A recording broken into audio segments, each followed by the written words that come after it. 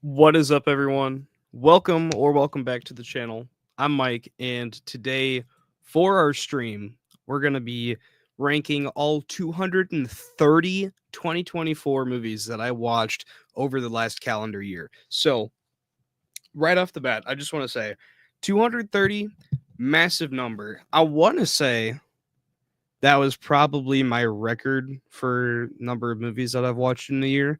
I would I want to say it's been my record, so let me just double check. Um 2022 was 218.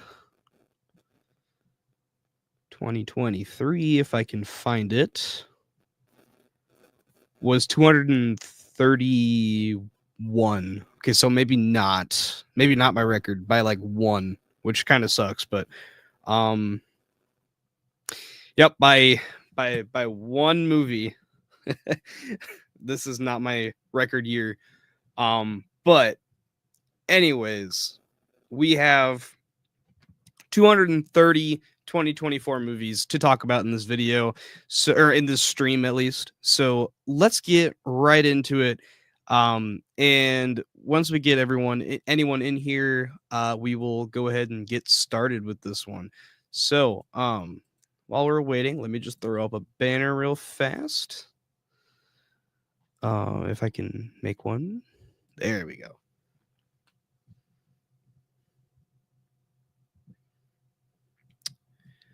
Uh, duh, duh, duh, duh.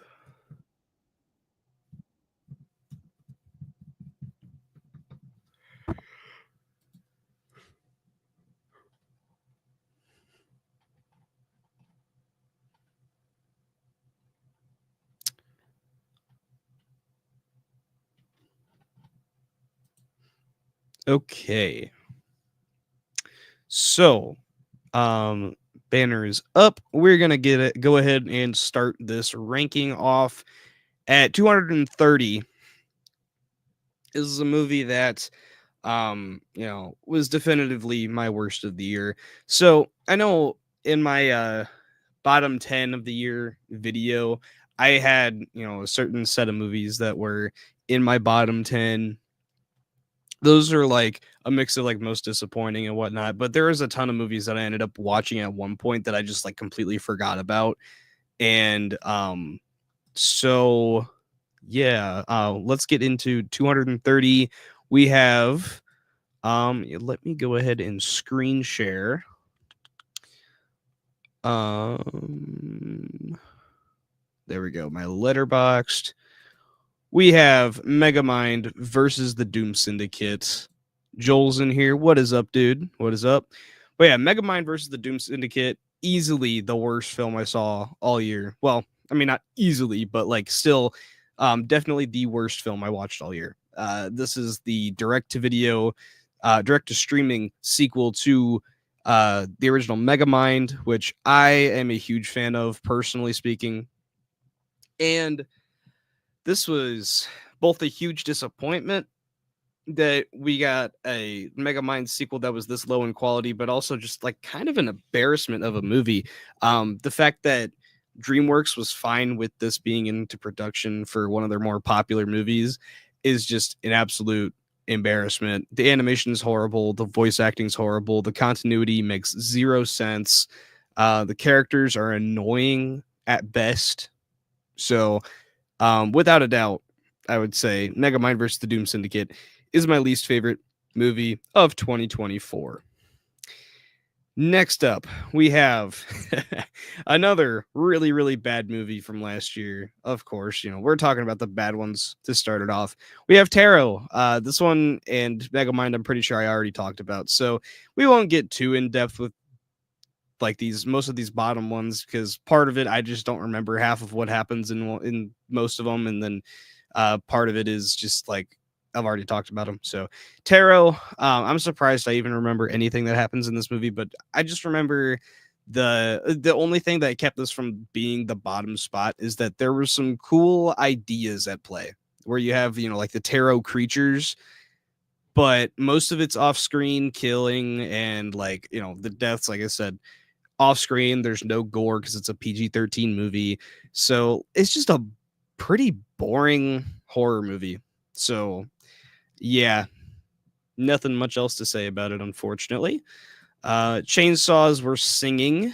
This is a movie that I saw at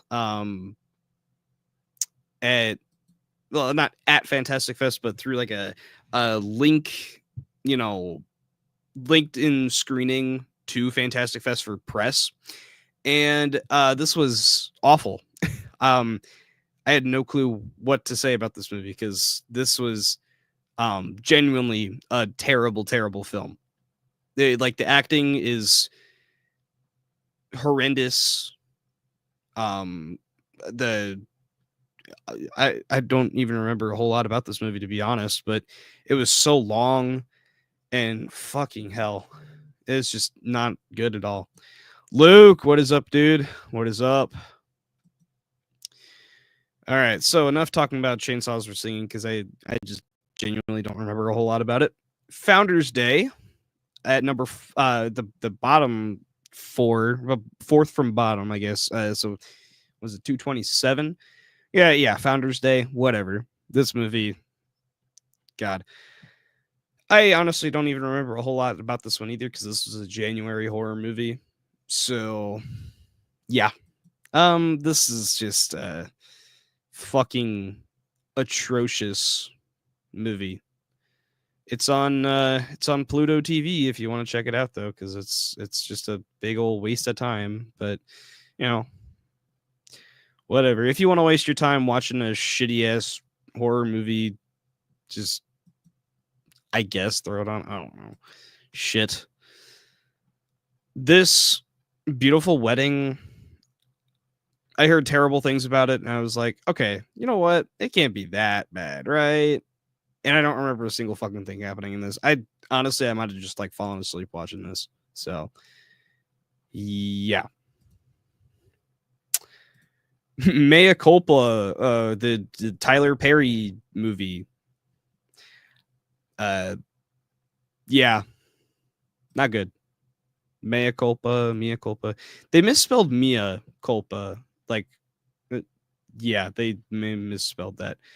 And then I think there's like a sequel coming out at some point too, or I don't know. It's just weird.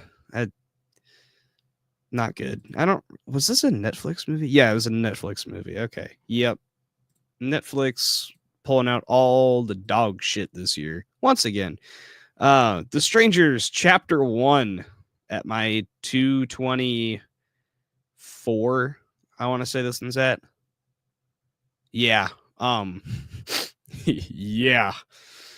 This movie was dog shit. Boring as hell. Not entertaining at all. The characters are the dumbest people on the planet. I wish I could have liked this more because I have some friends that actually do kind of enjoy this. I was just like, I wish I was on y'all's side, but no, this was bad. Yikes. 223 Imaginary. One of the worst horror movies of last year for sure. Just kind of just a big waste of potential because you have this concept where you have like these demonic spirits from a world in like a imaginary friend kind of like world that, you know, come into the earth and try to, you know, I guess kill people while being like a kid's imaginary friend. That's a cool idea. I mean, sure, yeah, it's kind of been done before. Like basically this entire setup is just like child's play. But you know, where you have like this world where this imaginary friend comes from, that could have been cool to realize, but no, it was like they go into it for like 2 seconds and it's just like a bland ass little like hell pit kind of thing. And it's just like, what was even the fucking point of this movie if we weren't going to follow through with anything? So one of the biggest, you know, Blumhouse blunders of the year is what I'm hearing a lot of people call it. So that's probably, if I had to say, that's probably their worst of the year for Blumhouse. Then you have Night Swim, another one of the Blumhouse blunder trilogy, is what I've heard them called now, the trilogy. Night Swim. I low-key don't remember a whole lot about this one either. I'm gonna be honest. I just remember Kerry Condon and Wyatt Russell are in this one. And that's really about it. I just remember as well. There's a haunted swimming pool for some reason, and not good. It's just not good. The concept of a haunted swimming pool just is terrible. The American Society of Magical Negroes. I don't even want to get into this movie because I'm probably going to start up some huge agenda debate. Fuck that movie. Dear Santa, I honestly thinking about this more, I should have had this down in my bottom 10. But Dear Santa was a god awful it was a god awful movie, and it's awful to me at least because this is one of the Farrelly brothers who, what was his okay, so yeah, they did, like Dumb and Dumber and There's Something About Mary, Me, Myself and Irene, good movies. And then they had this year where both of them went and directed movies separately. And yeah, let me just go to Bobby Farrelly right here. Director, go to his writing. Right. So yeah, you had Dumb and Dumber. Peter Farrelly also had a movie come out this year. I believe. Was that him? Oh no, he must have produced it. Okay. Yeah, so you had so many wasted talents when it came to these movies this year, for comedies where you had two of the Farrelly brothers make movies, both of them make movies, and they're just they're not good at all. Dear Santa easily was the worst of theirs. I think. Hold on, let me check because I think there was Nutcrackers was, I think that one was called. Oh yeah, no. David Gordon Green did Nutcrackers. Okay. What was Ricky Stenicki, I think, was Peter Farrelly. Yeah. They just have not been on a good streak lately, even though Peter Farrelly came off of doing Green Book, Best Picture winner, which whatever. They just, I don't know, man. They were both a part of this. Peter Farrelly and Bobby Farrelly were both a part of this movie, and somehow this movie was god awful.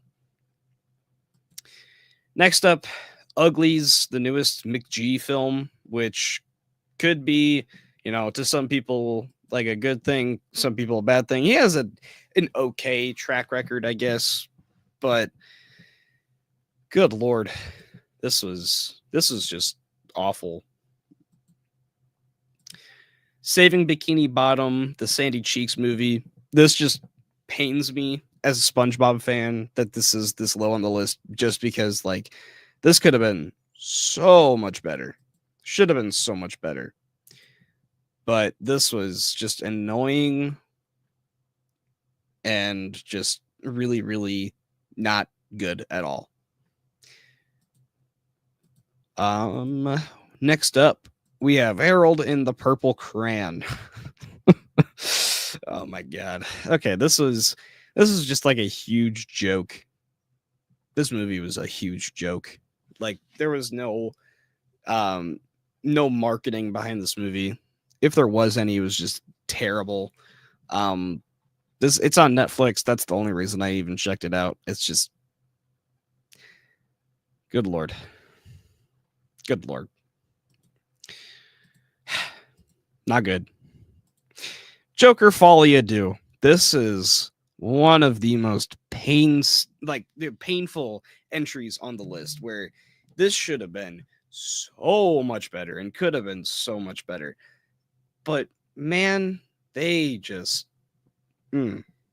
They did not deliver on this one at all. They really, from what I can understand, this was a movie made to piss off the fans of the first movie. And wow, that did it successfully. Was it good? No. Was I entertained? No. Sure, it was a decent movie to look at. It probably would look good in like 4K TV. Just like mute the movie and have it play in the background, like just to display your TV or something like that. But other than that, movie was dog shit. Pissed me. The movie that pissed me off the most all year. Next up, Borderlands. Do I really need to say a whole lot about this one? This one, good lord. Where to begin with Borderlands? So this was a huge mishandling, production wise, where this had so many issues with directors changing in and out. You had Eli Roth was initially in charge of the project, and then I think he shot this back in, I want to say 2021 or 2022, and they shelved the project and then came back to it, wanted to get some reshoots done. So, and Eli Roth wasn't available because he was making Thanksgiving. And then so they bring in Tim Roth, I believe. Tim Miller. Sorry, not Tim Roth. Tim Miller to reshoot the movie. And goddamn, you can tell that they did some reshooting with this movie. This movie is really boring. Kind of a shit stain on the video game franchise, which the whole point of those games really is just the ultra violence. And what do you get in this movie? It's a PG-13 dumb action movie. Could have been fun. If this was Eli Roth's vision, I'm sure it would be infinitely better. If this was rated R, it would be infinitely better. Sure, there still would be story problems, but at least it wouldn't be a reshot jumbled mess where you can't tell what the hell's going on because they just like cut out so many different things and had rewritten so many things that just don't fit with the older product. It just it was a mess. It was a total mess. The next one on here, The Mousetrap. Oh my god. I probably should have this a lot lower on the list, but if I'm going to be honest, I had a good time laughing my ass off watching this because it was so bad that like so bad that I couldn't not just be entertained. This is a horrible fucking movie. But man, if I said that I wasn't entertained watching it, like look at this. This mask is terrible. But I was entertained. At least it's more entertaining than Borderlands or the next film we're talking about, 213. We have Horizon and American Saga. Now, this would be so much better if this was like a TV show, or even if it was just like re-edited, reworked, because this is supposed to be part 1 of 4, where you have a bunch of like stories that don't have to do anything with each other. And it's basically like an anthology of Western stories that basically all they're doing is just setting up like the first act of all of the stories. And there's 4 different stories, and it's a 3-hour long movie, and it's boring as shit. It is so boring. And now we're not even going to get 2 for probably the foreseeable future.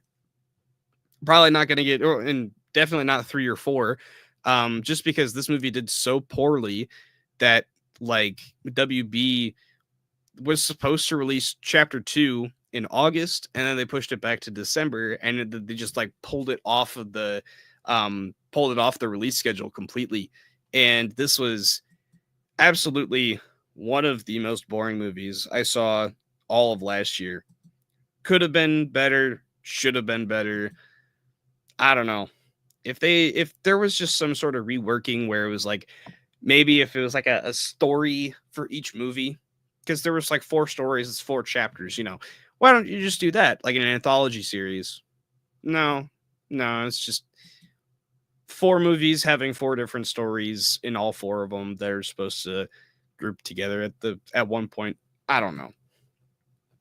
Dumb. 212. I believe this is 212. We have Mean Girls, the remake. We got Laren in here. What's up, dude? What is good? Doing pretty well, man. Just slowly getting through here, But yeah, Mean Girls, the remake. Oh man, this is a movie that when I saw it, I was like, this is fine. But you know what the original Mean Girls isn't? It isn't fine. It is a good movie. It is a funny movie. This movie is trying to repeat everything that original film did, and just didn't work at all. There was so many editing choices in this where I was just like cringing. It's just like, why is this in the movie? Why is this in a movie? Like there was scenes where you had like TikTok filters like going throughout like the different scenes, just like bridging 2 scenes that would go on for like 5 minutes.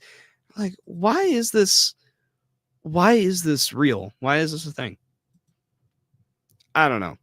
I also saw that in January, so it's been a hot minute as well. The Garfield movie, I saw this twice in theaters. Didn't at all mean to watch this twice in theaters, but I did. And it's a movie. It's certainly a movie. And also this poster is like one of my favorite things on the planet. Yeah. Number 210, we have Justice League Crisis on Infinite Earths Part 2. Now, I have really all of these movies kind of like tied together because they did absolutely nothing for me as a trilogy. So, yep, 2 is my least favorite of them. Part 1 is my second to least favorite. 3 was best by a long shot, but it still didn't do anything for me. So it's still way down at the bottom for me. Rebel Moon Part 2, The Scargiver. Now, this is the theatrical cut and not the director's cut, because as you can see, my score for the director's cut is pretty high. The PG-13 cut is where it's at on the list. So it's number 207. Yeah, that's the PG-13 cut. And that movie, that version of the movie was terrible. But I had a really good time with the director's cut. So if I was going off purely the director's cut, which I didn't include Part 1 director's cut on here or Part 2 director's cut, so I would just go off of the PG-13 cuts, which this one was terrible. I did not like the first not theatrical PG-13 cut either. So yeah, but the director's cuts, like I said, I had a good time with. Afraid, the scary AI movie. I think this is the last of the Blumhouse blunders, I guess you can call them. But this was also quite terrible. Terrible movie. What's up, man? What's good? What's good, Alex? I did not post an Arizona haul, but I actually probably should soon. Just to say, like, this is where I was for a week, But yeah, I did not post one yet. But yeah, Afraid, terrible movie. Do not waste your fucking time with this movie. Oh man. I feel like I'm saying a lot of the same things for a lot of these movies. So anyway, 205 and 204 are pretty much tied. You have Madam Web, the biggest meme of the year. It's Madam Web. Oh my god. This is a movie of all time right here, man. Terrible. And Kraven the Hunter. He's a hunter. And he hunted things.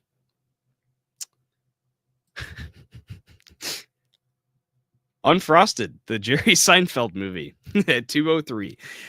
Oh man. Um Talk about just an unfunny movie. This was like this was basically a joke from what from what I can understand, that Jerry Seinfeld has been in the works with for like a decade at this point, where he's trying to figure out a way to make this joke work.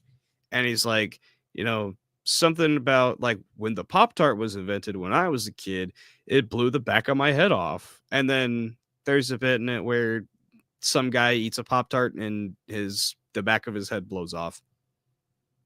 Man, that's really funny. Not really. Then we have Atlas, the Jennifer Lopez Netflix action movie. Basically, the whole movie's purpose was trying to say that AI is actually good, when, you know, Netflix was like one of the big proposers of, or not big proposers, but big um misconductors of AI during the strikes last year, or not last year, in 2023. This movie did a really good job at pissing me the fuck off, and it was really boring. The Deliverance, I'm gonna be straight up right now, I do not remember a single thing about this movie. Honestly, I just know the title. That's about it. Apparently, it was pretty bad though, according to my ranking. 200, we have Time Cut. This is basically just the worst version of Totally Killer from 2023. This is like that same concept, but the kid goes back to 2003, and there's not nearly as big of a jump there, you'd say, like from, 2024 to 2003 to compared to 2023 to what, the 1980s or something like that in Totally Killer. But it just wasn't entertaining at all. It was just kind of boring. And it supposedly isn't a ripoff of Totally Killer though. So whatever. Pool Man, this was Chris Pine's directorial debut. And yeah, this does say 2003 on there. If you guys can see that, it does say 2023 on there. But this got a wide release in 2024. So, technically speaking, this is a 2024 movie. And Chris Pine really did not have a strong start with directing, because this is a pretty awful movie. Despicable Me 4, definitely the worst of the four movies, I gotta say. This was just not good. I don't know. It's like at this point they're trying to just like they have like a bunch of gags that they can throw into these movies, and I don't know why they don't just like make them like little shorts. But like they had so many Minion gags in this, where it's basically a movie full of Minion gags that has 10 minutes of story, sandwiching in those gags, and like on either side. It's just boring, honestly. Didn't make me laugh at all. Space Cadet. I also don't remember a whole lot about this movie. It just painfully unfunny from what I remember, I guess. And as a Prime exclusive. So yeah. Then Lift, the Kevin Hart. I believe this is a action movie, right? Was this an action movie? Action comedy. I don't know, man. Again, I just don't remember a whole lot about it. It's just not worth talking about at all. I don't know. No Way Up. Just a really lackluster shark movie, I guess. Just kind of bored me for the most part. Again, Baghead. This is a weird movie because on one hand, you have some okay looking effects, but a story and directing that was just so bland and not investing in the slightest. The Exorcism, this is Russell Crowe's Exorcist movie for the year, I guess. Last year, or not last year, 2023, he had The Pope's Exorcist. Last year, he had The Exorcism, and also not very good. Night Bitch. This was purely a film not made for me in the slightest. Case in point, just to say that. This was, I believe, was this a Neon movie? No, okay, not a Neon movie, but this is an Amy Adams movie. Scoot McNairy's in it, and I was like, you know what? I'll give it a shot. It's got a decent cast. I've heard, decent things going into it. Apparently, Amy Adams has a really good performance in it. I had no clue what the hell the movie was about. Just went in knowing Amy Adams is supposedly pretty good. And man, she's good. But this movie is just dog shit. To me at least. I was so thrown off by this movie. It's got very blatant metaphors in it where she's like, it's like a symbolism for motherhood, and basically she's being overworked by her kid, so she becomes a dog. I don't get it at all.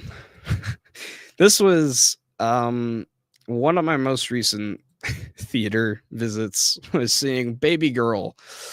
Oh man. Talk about an interesting movie to see at the theater. Yeah. I went in knowing it was an erotic thriller, but there was nothing thrilling or erotic about it. It was, well, there's nothing thrilling about it, and there's nothing overly erotic about it. There's just a lot of moaning and a lot of sexual tendencies. There's zero exposure of anything. So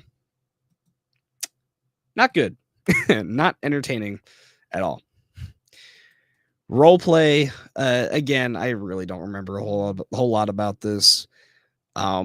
This was I guess a Prime exclusive. You had Penny from Big Bang Theory was in it, I guess. Yeah. 189, we had Miller's Girl, Jenna Ortega and Martin Freeman were in it. I figured I'd give it a shot, and this is just a pretty gross movie. Not gonna get into why, but yeah. Hot Frosty. This is Netflix, basically their equivalent of a Hallmark movie. Yeah. Trigger warning, another really forgettable thriller with Jessica Alba in it, where it's just kind of lame. That's really about it. Carved, had a decent idea, had some okay effects in it, but just really not good writing at all, and really bad acting. We have Ghost Killer. This is another one that I watched through a press link for the Fantastic Fest, and this was rough. This is not good. It's basically just like actually, yeah, let me look at the concept again, because I low-key do not remember a single fucking thing about this. So there's a chick who gets possessed by the ghost of a hitman, and it, like, I don't know. It should be way cooler than it is, but it's really lame. Then this movie called Prom Dates. This was on Hulu.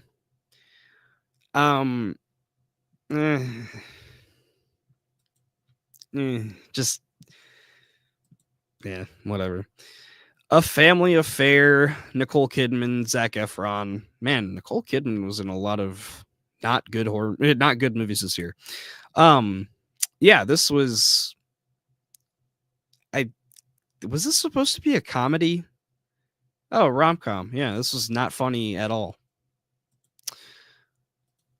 Mother of the Bride. Um, I don't know. Just another like Netflix Hallmark movie equivalent. Yeah, I don't know. Jackpot. This was a Prime exclusive. Yeah, and I mean, it had some things going for it. You know, John Cena, Aquafina. They're fun. Oh, MGK's in this. I forgot about that. Like there's things in it that could be a lot more fun, but than they were. But like, I don't know. This was just pretty lame, pretty dull little action comedy of sorts. Um, it was just all right. Um, Next up at 180 we have an animated movie called Spellbound. Just a harmless enough, you know, Netflix animated movie. And Nicole Kidman's in this one. Look at that. Um I don't know. Pretty bland animation, okay voice acting. I don't know. Just it was whatever. The Union. This was Mark Wahlberg and Halle Berry. I don't know. It was kind of lame once again. It was just like could have been better. Had a decent cast. They were fun in it, but it just like I said, it could have been a lot better than it was. Under Paris, this is another shark movie, I believe. This is Netflix exclusive one, and yeah, just again a boring movie. Didn't need to be a thing at all. Should have been a lot more entertaining though. The Tiger's Apprentice. This is a Paramount movie, I guess. This is just kind of just a really weird concept and not very entertaining little animated movie. So okay, real quick, I'm going to stop right there. We're at one set. Okay, I'm going to do one more, and then we're going to stop right there for a minute. I'm going to go grab a drink. So we have The Killer, the remake by John Woo. John Woo. This is kind of just like kind of lackluster. I haven't seen the original The Killer, and I just know it's like one of the most like famous Hong Kong action movies ever, and John Woo was the one who made it. Noah's in here. What's up, dude? What is up? But yeah, um, I've been meaning to watch the original for like the longest time, and John Woo was supposed to come back and remake his own movie, which, that's cool. And I know this has been in production for like the longest time, trying to make an American remake of The Killer. And this is just really, really frustrating because, you have an iconic director trying to remake his own movie and it doesn't work at all. Like it just becomes like the most bland action movie of like the entire year, basically. Just the most basic movie of the entire year. So, with that said, 176 was The Killer. We'll pick it up at 175 once I get back. But yeah, I'm going to go grab a drink and then we will continue this.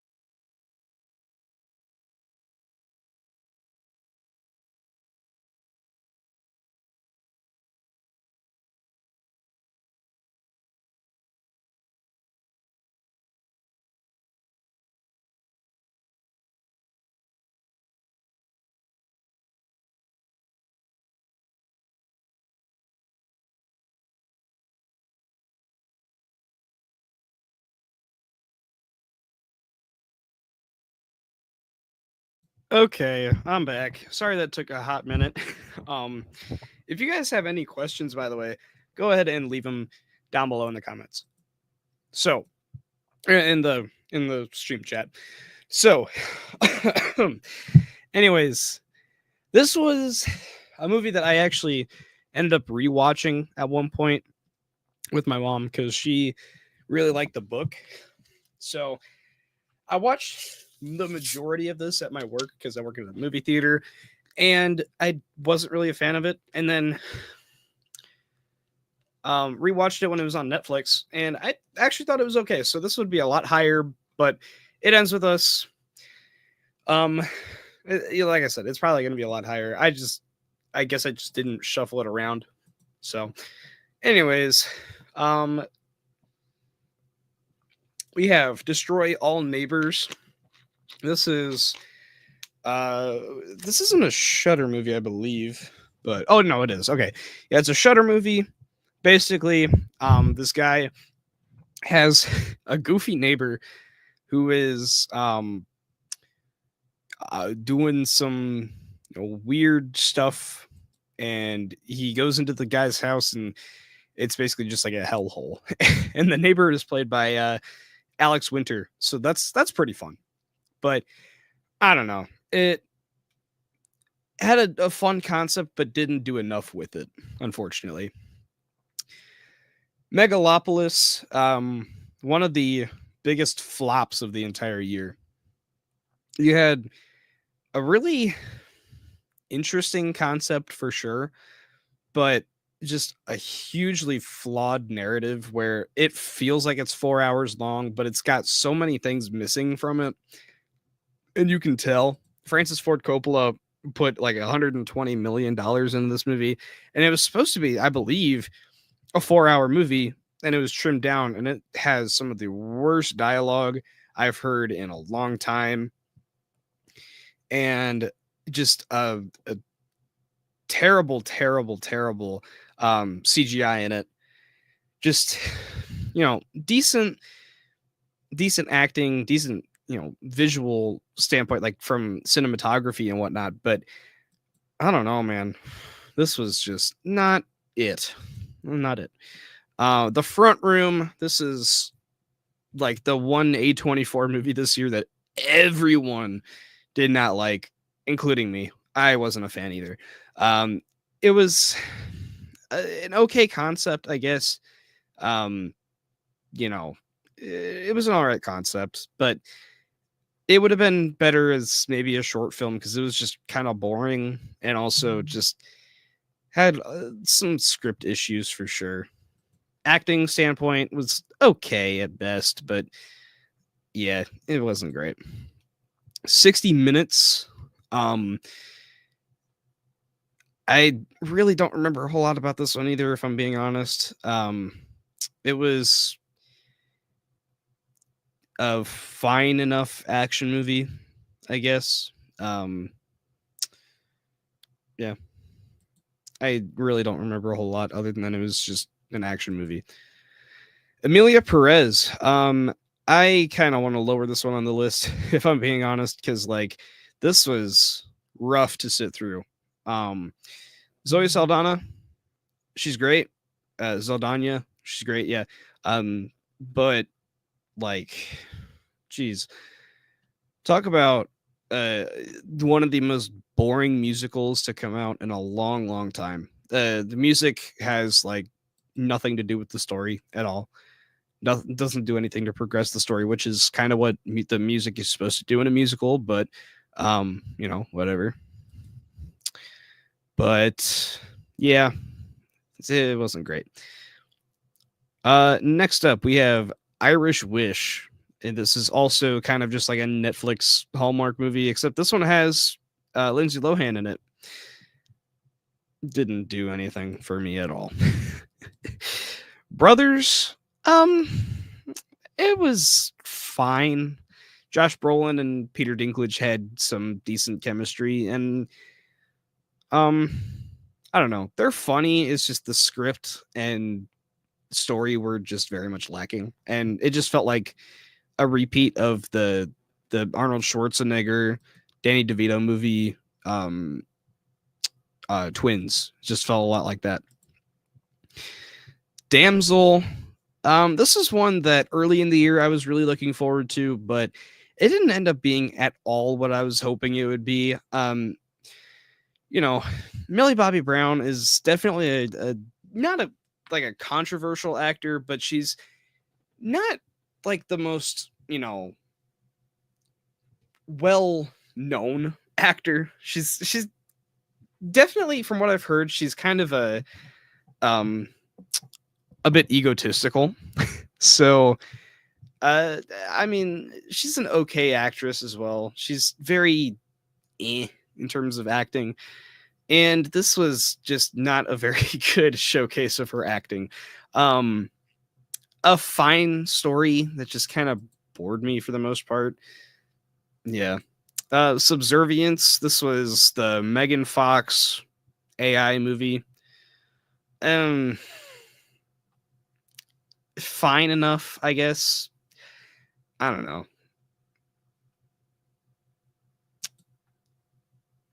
Blue Angels. This one, it had some fans, but like I just couldn't see past just like how this was capitalizing on the popularity of Top Gun and Top Gun Maverick. And it's just, I don't know, not very memorable in the slightest. Just fine.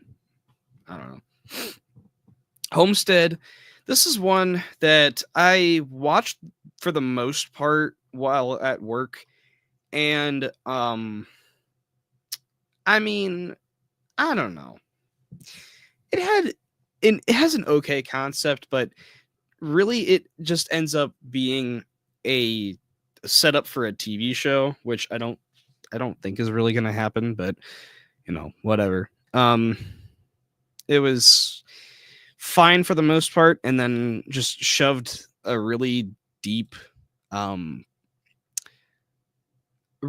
metaphor down your throat by the end of it, and then the ending just turning it into a pilot for a TV show just kind of soured me a bit on it. Kung Fu Panda 4, I really enjoy the first 3, and this was just kind of an embarrassment. I had fun with it in the theater, but I haven't thought a single thing about this movie since then. The Crow, the remake, this should have been a lot better. Bill Skarsgård is such a great actor. We'll talk about another couple movies that he's been in this year, but he is a great actor, and this should have been so much better than it was. But it was basically just taking the story of The Crow and extending the parts that didn't need to be extended at all and shortening the parts that were what made the original so good. And I don't know. It was just not very good. It overextends the romance side of the movie, which we get like this much of in the original, and we care so much more about the romance in the original that we do here. So I don't know. Just what not to do with the remake is right here. Also, this would have been a ton better if this wasn't called The Crow and they didn't have the names Eric and Shelly in it. So, yeah, would have been a lot better. Wicked. I know a lot of people are going to give me a lot of shit for this one, because I know a lot of people fucking love this movie, and I didn't at all. I thought it was one of the most bland movies of the entire year. The amount of movies that we have that are literally just like this are countless. You have some okay at best musical numbers, but in all, it's just a story that didn't need to happen. I'm not a fan of the Broadway musical, and then just watching it adapted into live action, I was like, into a live action movie, I was like, okay, maybe they could extend some things that was, should have been in the musical, on the Broadway musical, but no, no, it's just more of what I didn't want. And also, the performances, they gave it their all, but they were not good performances. I'm sorry. Cynthia Erivo, she's fine at best, but she's not a very good person at all. She has a really bad ego. And Ariana Grande, I've just had enough of her, man. I'm sorry. Moana 2, a movie that's making all the money in the world at the box office, but um, wasn't good at all. Super forgettable songs in it. Super, just like generic but good animation, I guess. A really bland story that just didn't need to happen. Should have just stayed as the series, the Disney Plus series, but it ended up making a ton of money. So I guess it's good on Disney's point of view, but just I don't know, lackluster. Oh man, Red One, the movie that everyone wanted to shit on this past year, and I wouldn't say it's the worst thing on the planet, but it sure as hell isn't very good. Just very generic. Argyle, again, very generic. It had so many things that could have really worked about it, honestly. I mean, you had a great cast, and honestly, if it was just like what was going on with, Henry Cavill and John Cena, if that was the movie, I think it would have been a ton better, honestly. But it was an interesting idea, and it ended up being just so convoluted, and there were so many twists in the movie that it's just like, whatever. But I'm just happy now that, I don't have to watch the trailer for the millionth fucking time at the theater because, it's not playing there anymore. But yeah, The Watchers, M. Night Shyamalan's daughter made this movie, and honestly, it just kind of felt like an M. Night Shyamalan movie. I don't know. Dakota Fanning was good in it, but the twists just making it more like a supernatural, not a supernatural, a fantasy movie just didn't necessarily work for me, honestly. Arcadian, it had a decent concept that's been done before. Obviously, you had decent performances from the main cast. Just felt like it should have had a way bigger budget, and it felt way too contained for what it really was. Because it's really mainly it's just these two kids. There's not nearly enough Nicolas Cage in it. It's just the two kids, Jaden Martell and what's his name, Maxwell Jenkins. They're like the focal point of the entire movie. And honestly, there's a whole lot to do with like the monsters in this at all. It's just them fucking around in the farm that they're at. And then there's like the third act happens and it's just like, okay. That happened. Upgraded. Basically just another Amazon Prime boring, generic rom-com.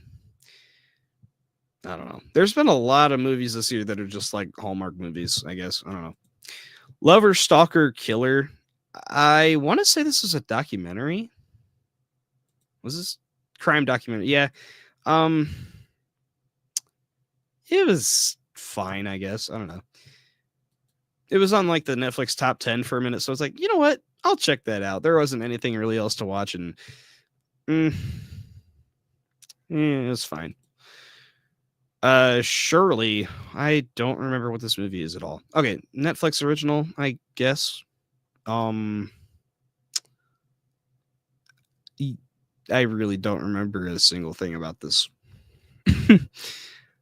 Apparently I watched it though. This shows you how how rough my memory is though. The Underdogs, Snoop Dogg being a coach, I guess. I don't get why it's called The Underdogs, but other than he's in the movie, it's just like this. He's not playing himself, so I don't know why it was really called that. But it was a Prime exclusive I mean, it was all right. Like, mm, whatever. Players, again, just Netflix, boring, generic rom-com.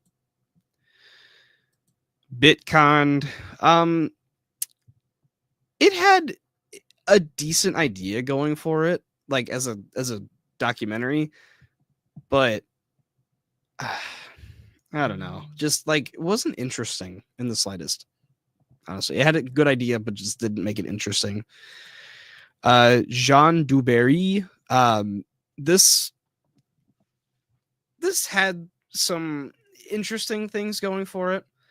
You have Johnny Depp playing King Louis, and it's just like, okay, maybe this could be cool, but it was just really boring, honestly.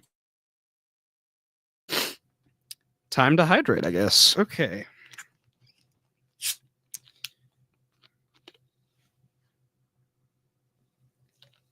But yeah, I was fortunate enough to get a screener for this one, and I just didn't really care for it, honestly. I don't know. Fine enough. Incoming. This was a Netflix comedy. Um, just I don't know. Just wasn't very funny, honestly. I don't know. Um, yeah, it was fine. This is 2.5. Okay. Self Reliance. This is another really early one from this past year. Um, I don't remember a whole lot about it either, to be honest. Um,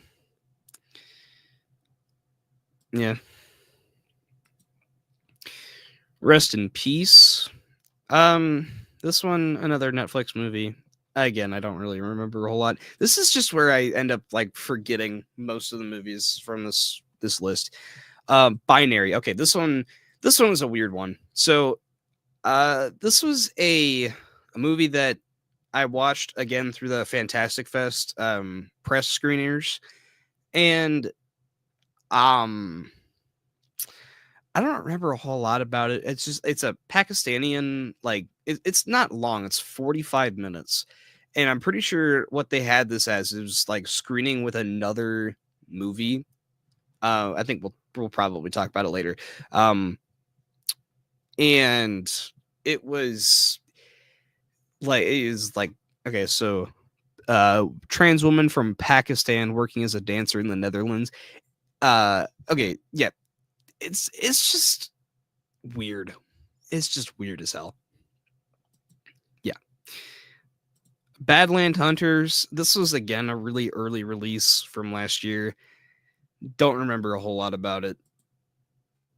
Code 8 Part 2. The first one was fine. It didn't necessarily need a sequel. I want to say I have both of these scored the exact same. They're just fine enough movies. They don't do anything particularly outstanding, but don't do anything to, you know, negative. Ultraman Rising. I wish I liked this more than I did. Um, it was okay. It was just fine. Yeah. Knox Goes Away. I ended up watching this one on HBO. Uh, while I was on vacation, I believe, and I thought it was fine. Michael Keaton, he's a good director, good actor, of course. Well, actually, I think this is his second movie as a director, so I can't say he's like necessarily a great director or anything, but he's a fantastic actor. I was interested in watching his movie, and like I said, it's fine. It's just good enough, I guess. ISS. This is another January movie. Basically, it's like these two competing, um, Space Force Rangers. I guess you have like one side of the International Space Station is Americans, and then the other half is Russians, and then it ends up being like a whole, like um mind game basically between the two. And it's just, I don't know.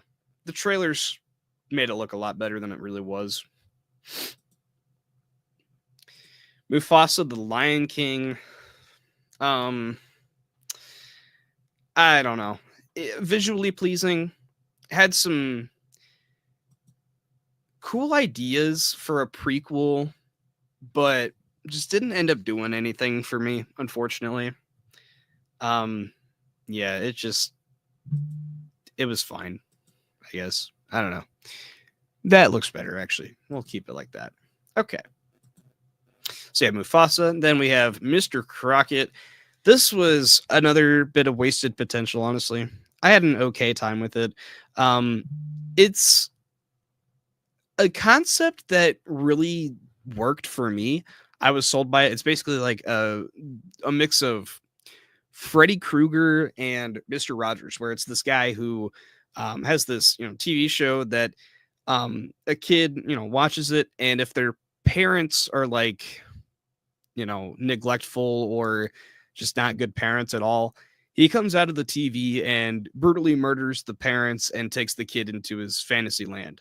So yeah, interesting concept for sure. Just ends up being a movie that has so many plot holes where like even at the end they have like some random character has like superpowers or something like that, and it didn't make a whole lot of sense. Okay, this is the other movie I was talking about, Nutcrackers, with David Gordon Green directing, which him returning to the comedy genre, that was fun, and I was hoping to enjoy this more than I did, but I don't know. It's basically like the story of this movie, Instant Family, with Mark Wahlberg in it, and basically it's like this guy taking in kids and they're assholes, and it's kind of like that, but it's this single guy who his I think it's his sister dies or something like that, and he takes custody of her kids, or like temporarily temporary custody of them. And yeah, the kids are just assholes, and it's just like, why? This isn't funny. Just seeing Ben Stiller get tortured, and just like you didn't even want to be there. You can tell. Hellboy the Crooked Man. Felt like an episode, like a filler arc in like a Hellboy TV show. Which, if this was a Hellboy TV show episode, it would be pretty fun. As a movie, it didn't really work. It just felt really cheap, and it felt like a fan film, honestly. But if there was a Hellboy TV show, sign me the hell up. Apartment 7A, the Rosemary's Baby prequel. It just didn't really do a whole lot for me, if I'm being honest. I had actually watched for the first time Rosemary's Baby this past year in anticipation of watching this movie. I don't know. Rosemary's Baby was great. This was not. Suncoast. This one has Woody Harrelson in it, and that was really the only reason why I wanted to watch it, was because I love Woody Harrelson. And it was okay. It was fine. Yeah, it's just okay. I think this came out in January as well, so I just don't remember a whole lot about it. Again, Drive Away Dolls. Ethan Coen, Coen brothers worked on this one, which, had me excited. But now we know which of the Coen brothers definitely doesn't have a very good track record by himself. You have Margaret Qualley in here, who I really enjoy. We'll talk about another one of her movies in a little bit, but went in hoping to have fun with it, and it was just disappointing at best, honestly. It was a fun enough sounding story, but ended up just like pushing its ideas and whatnot, like just down your throat, and it felt a lot longer than its hour 25-minute runtime. Time to hydrate again. You can tell because my voice is getting a little croaky. Shit.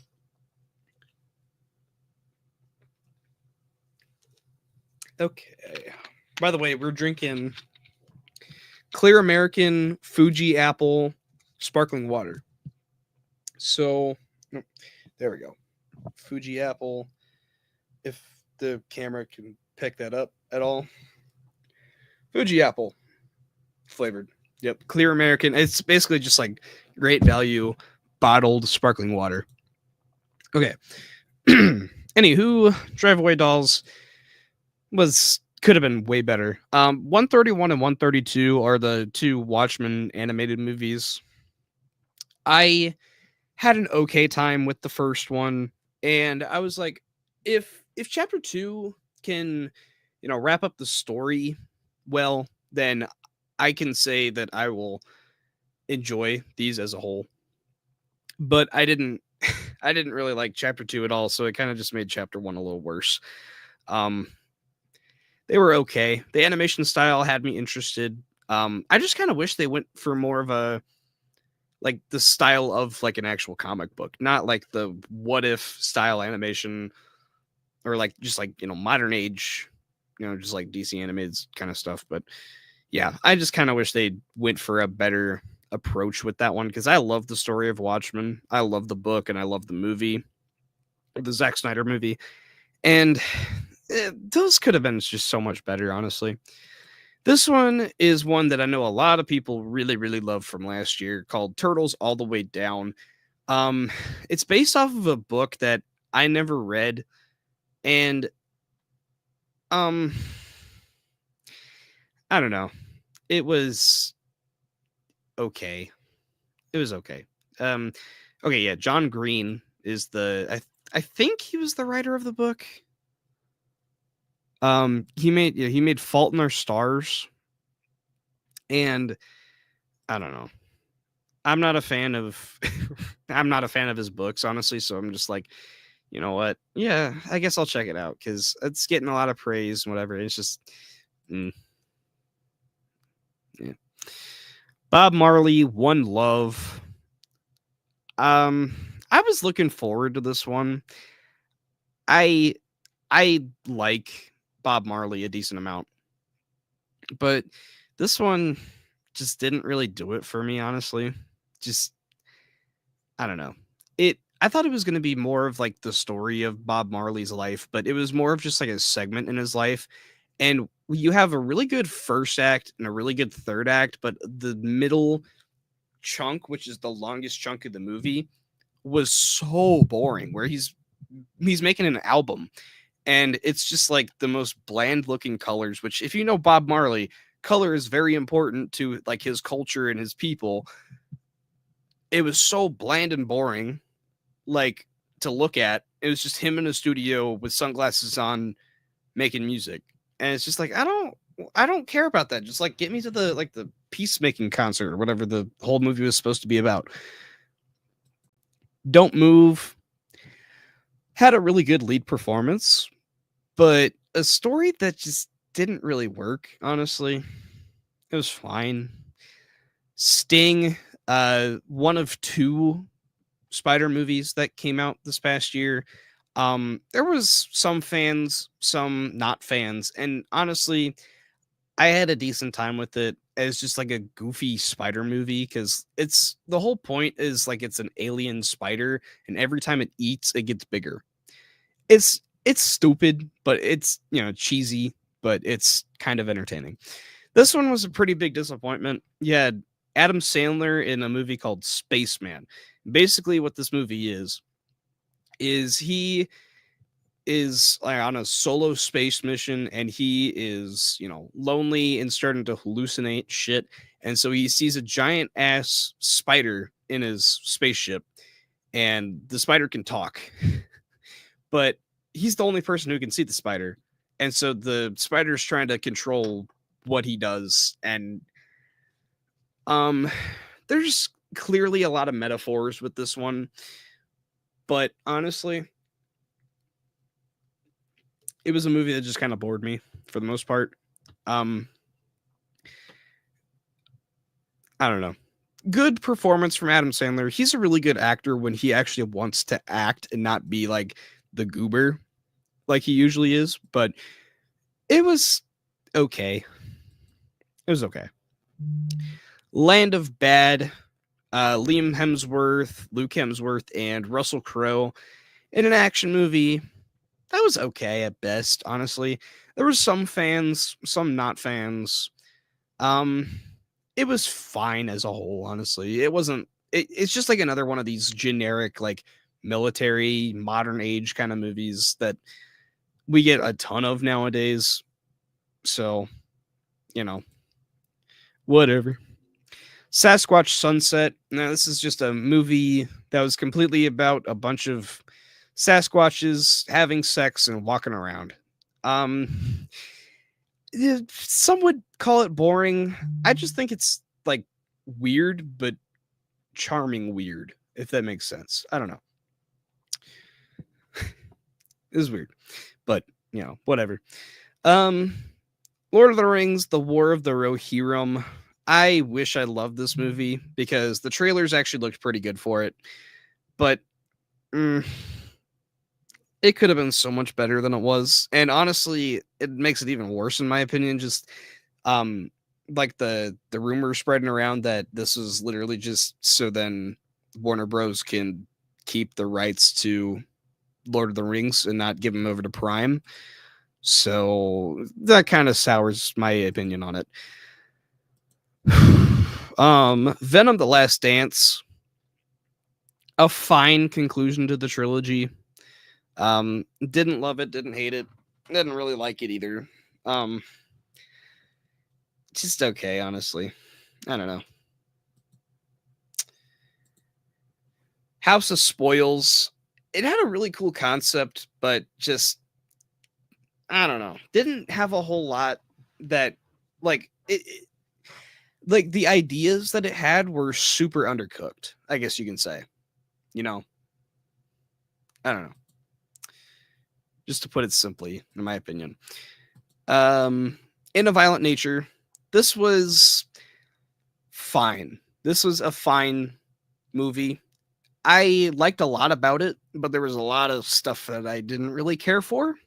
When you have the stuff with the the killer Johnny, it's like it's cool to follow him around. It's like a cool idea to have Friday the 13th, but in the killer's perspective, and you're just like trailing behind him the entire movie. And then it gets to like the last 10-15 minutes and it slows to a halt and basically is just like two chicks talking in a truck. And it was like so latched on and it didn't resolve anything. I was just like, what was the point of that? I don't know. Musica, Prime original, it was okay. I just didn't really care for it. I guess it was a rom-com. Yeah, I don't really know. This one was on Netflix. It's called Captain Miller. This is a Bollywood movie, or it's not on Netflix. It's on Prime. Okay, yeah, Captain Miller. It had a decent concept, and I was willing to check it out, and yeah, it was just okay, just fine. Fighter. This is another Bollywood movie, I believe. This one was on Netflix, and it was like India's equivalent of Top Gun Maverick, and that had me interested enough to watch it. Just ended up being way too long, honestly. And that's kind of what just happens with a lot of these Bollywood movies. Is they just end up being a little bit too long. Problemista had a good concept, but just like it didn't really latch onto me, honestly. It's just okay. Just okay again. This is the area where everything is like pretty much just okay. The Book of Clarence. Again, this was fine. James Samuel, I really liked his previous movie, The Harder They Fall. And so I was looking forward to this one because you had a good cast, Lakeith Stanfield. He's great. And it had a cool concept where it's like, this guy he's, in the times of, like Jesus and like the Bible and whatnot, and he sees Jesus doing all of this stuff, and he's like, man, why can't I do that? And so it's basically just him recreating a version of the Bible. And it's like, it's fine. It wasn't super funny, but it was a fun enough story. The Beach Boys, this is like the documentary over them, and I'm not a huge Beach Boys guy, so this was fine. It was fine. Pretty, stock standard little documentary sort of thing. The Greatest Hits, okay, rom-com again. It's fine. Blitz, Steve McQueen's newest movie that everyone was thinking it was going to go up for Oscars, and then there was like no buzz when it came out. And it was okay. World War II movie had some cool ideas going for it. Saoirse Ronan, she's great. Like, you can watch pretty much like anything that happens in this movie and like so many other movies, though, just kind of generic. Skywalker's a love story. Yeah. People were saying this one was it was a pretty cool movie, like one of the better Netflix movies to come out in recent years, and I was like, yeah, it's okay, it's whatever. The Severed Son, another one that I watched through Fantastic Fest Screener Link, and this one was pretty cool. Cool concept, just, I don't know, would have been better as a short film, to be honest. There's that. The Imaginary.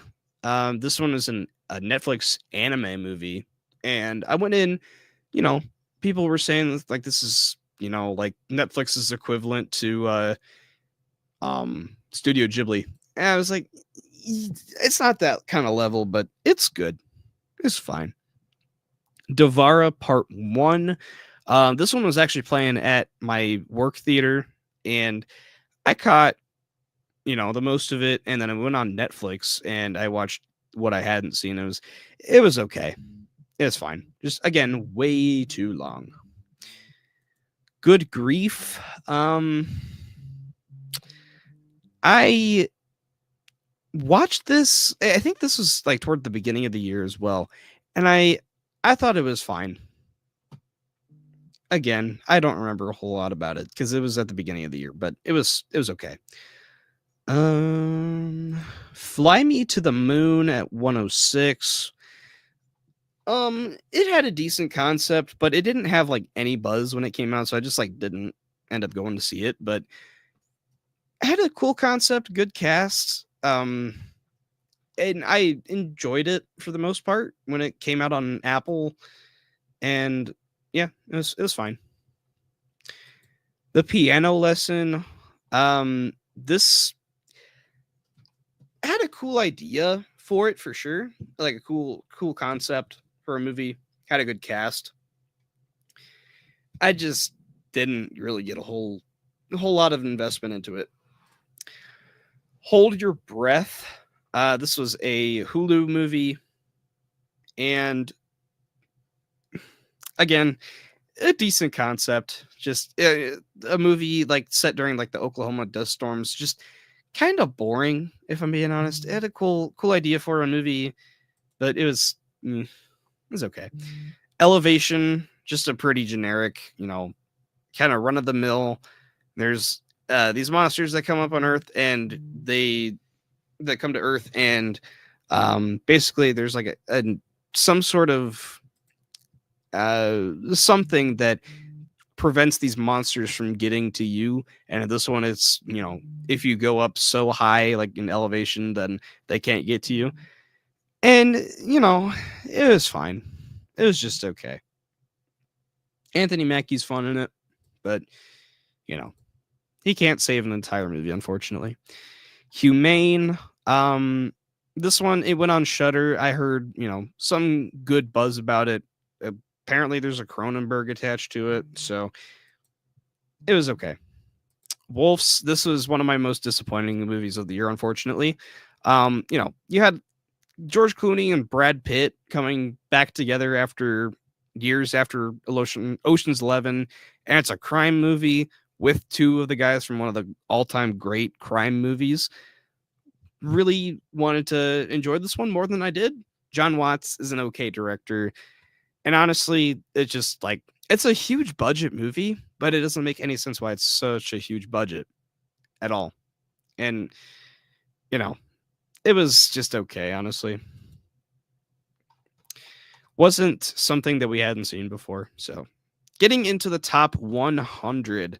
At number 100, we have Daddy's Head. Now, this is about a son and a stepmom who the son's dad, the kid's dad dies, and he's left with the stepmom who just married his dad, so they like barely know each other, and she's trying to figure out whether or not she wants to keep the kid. And all the while, basically, this kid sees a creature with his dad's face on it, and it's a really cool idea. It just didn't really stick the landing, unfortunately. Beverly Hills Cop Axel F. When the first trailer dropped for it, I thought it looked really, really fun, and I had a decent time with it. It wasn't nearly as good as the first two movies. A lot better than the second one, but just nothing really compared to those first two. Woman of the Hour, a cool idea. Anna Kendrick had her directorial debut, and it's following the dating game where you had a chick come on, and her she has like three people to pick from, and one of the guys that she ends up going on a date with is a serial killer, and that's a cool idea,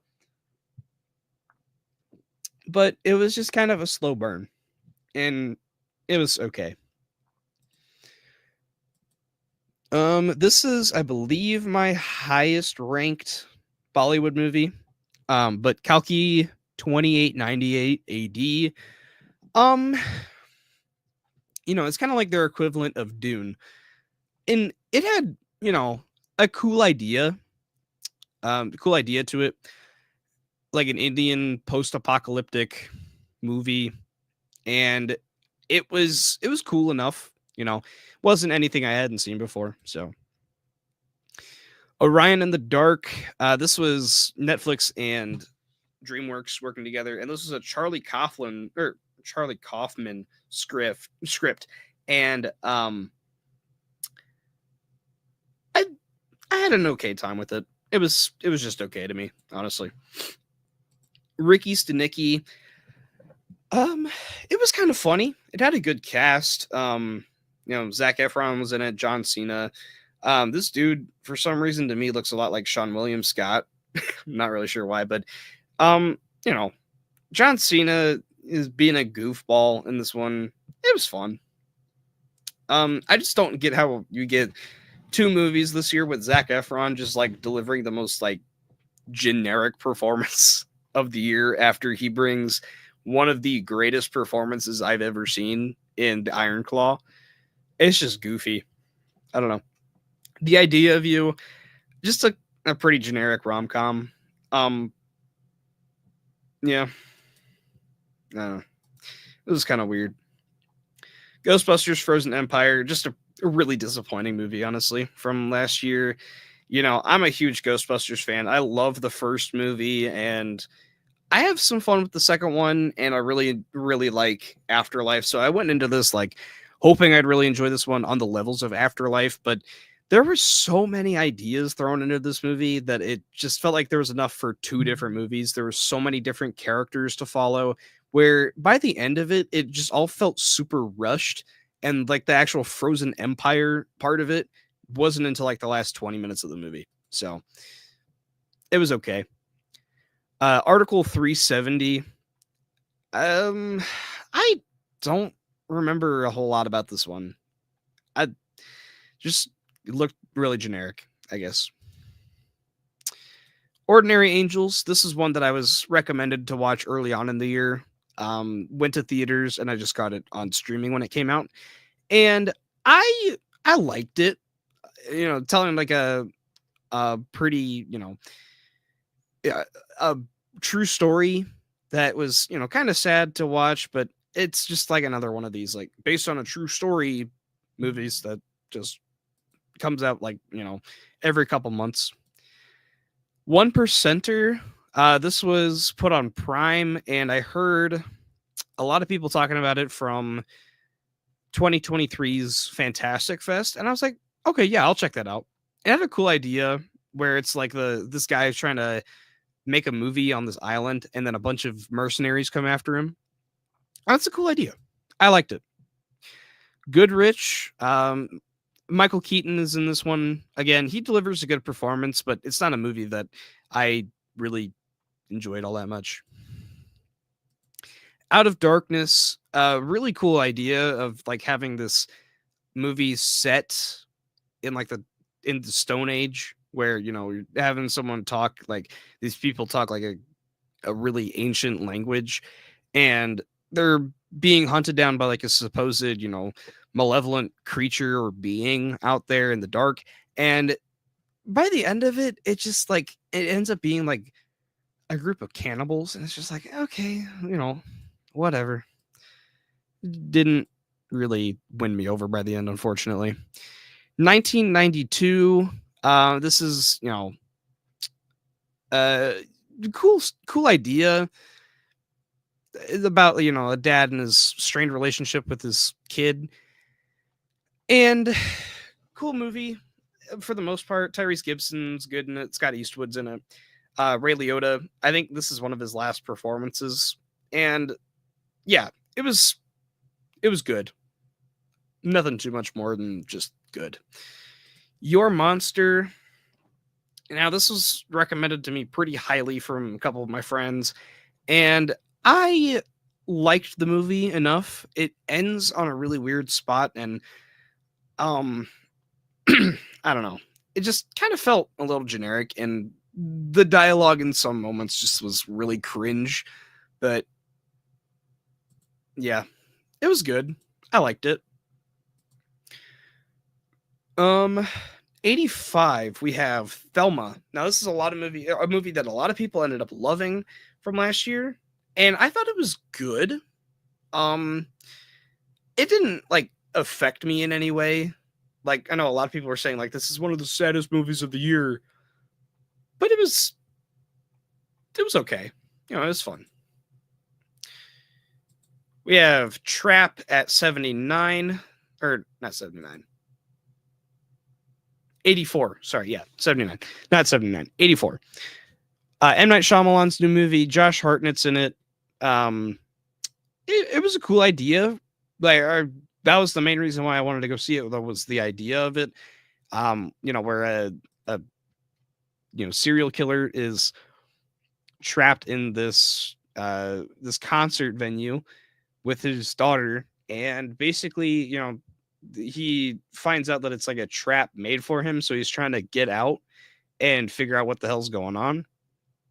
And the execution of this movie, the editing kind of just let this down. Where you have like the order, like the sequence of telling you information in the movie just didn't make a whole lot of sense, because like in the trailer, the way that the information's kind of played out, where it's like, he goes up to one of the security guards and he says like, what's going on here, man? Why is there so many cops? And the guy tells him, it's because it's the serial trap. It's the trap for the serial killer. And then after that, in the trailer, he walks into the bathroom, and then he looks at the camera, and he's got like the person, like a security camera, and he's got a person, tangled up in there. And in the movie, it's the opposite. It's flipped. It's just like, I don't know why that was the idea there, because if you're watching the movie without watching the trailer, it's like, okay, what the hell's going on with that?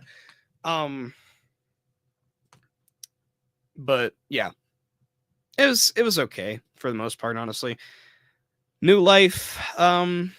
This one, I don't remember how exactly I watched it, but I really enjoyed it for the most part. It had a cool idea, but ends in a way that just, I don't know, just kind of ended kind of abruptly.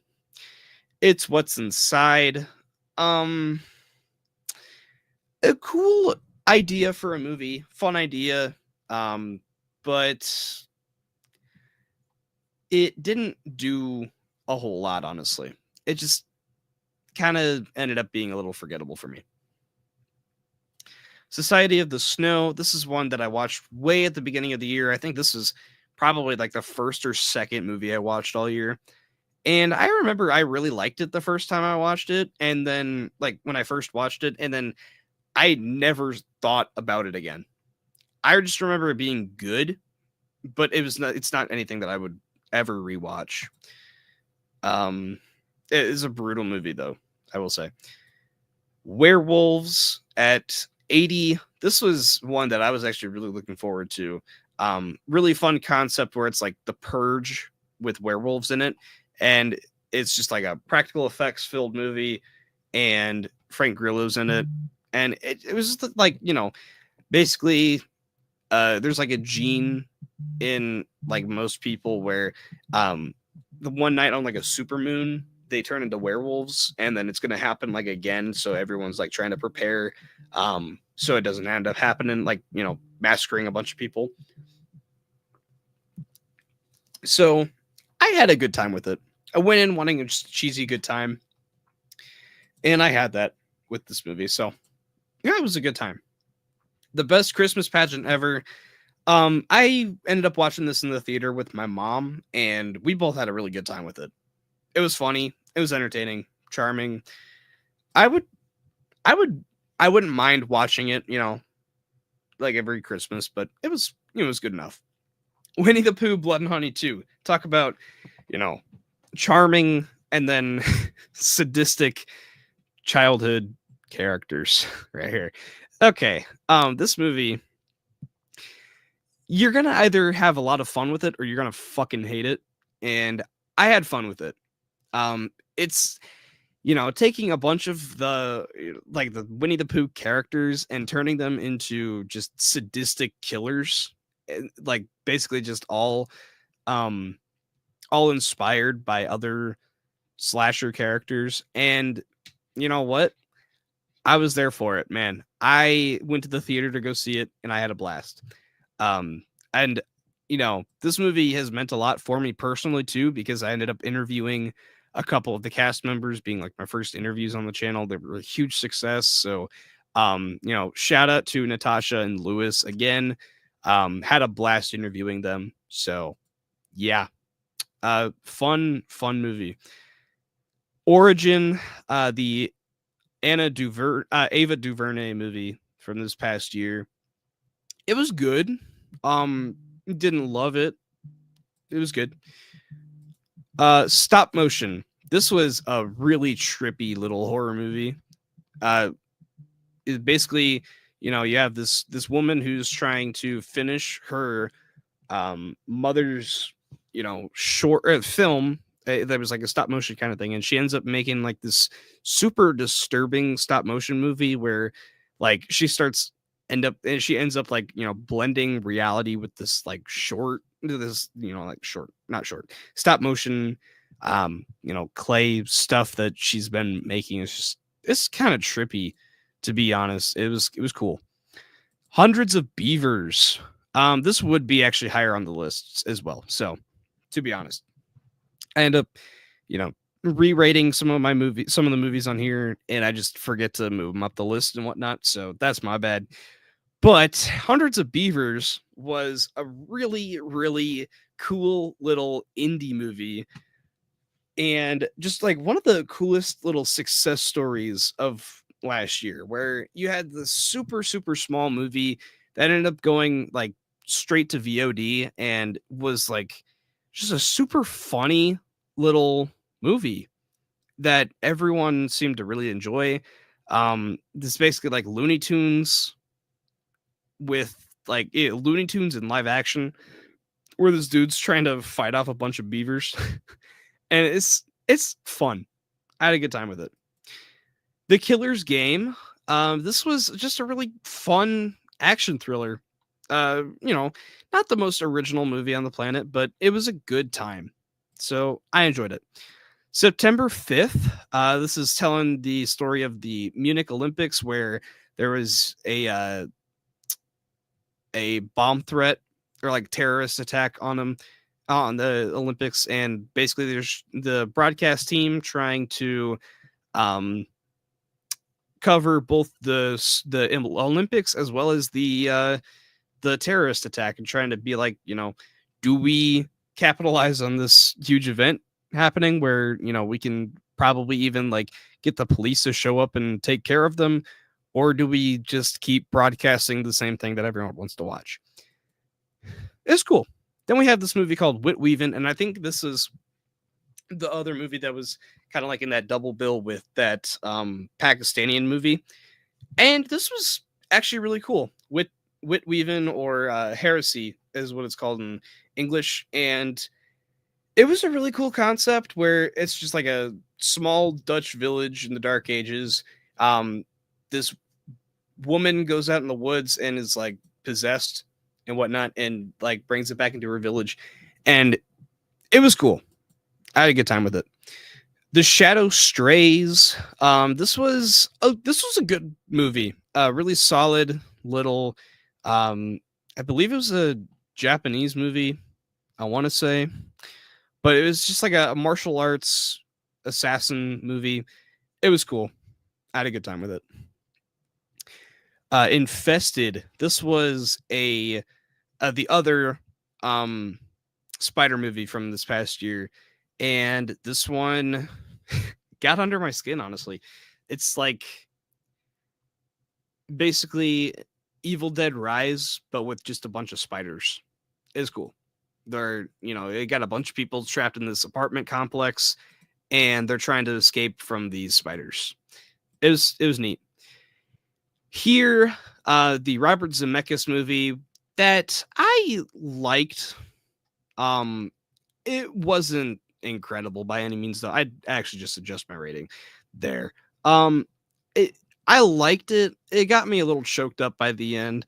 The main story with Tom Hanks and Robin Wright and Paul Bettany, that story was great. I really liked it. Paul Bettany had an incredible performance in this movie as well, and I liked it. Like I said, there was a lot of filler in this movie, though, and basically the whole gist of it is where you have like the camera set up in like one spot, and it's telling like from this one camera angle an entire story of like a family's life, as well as other events that happen like prior to that, their lives. And it was a really cool idea, but didn't work entirely for what they were going for. So, it was good. Not anything I'd probably ever watch again, though.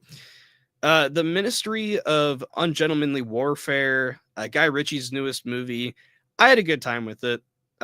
It's not anything, groundbreaking at all. Just a really fun time. Just a bunch of badass actors kicking a bunch of Nazi ass. It was fun.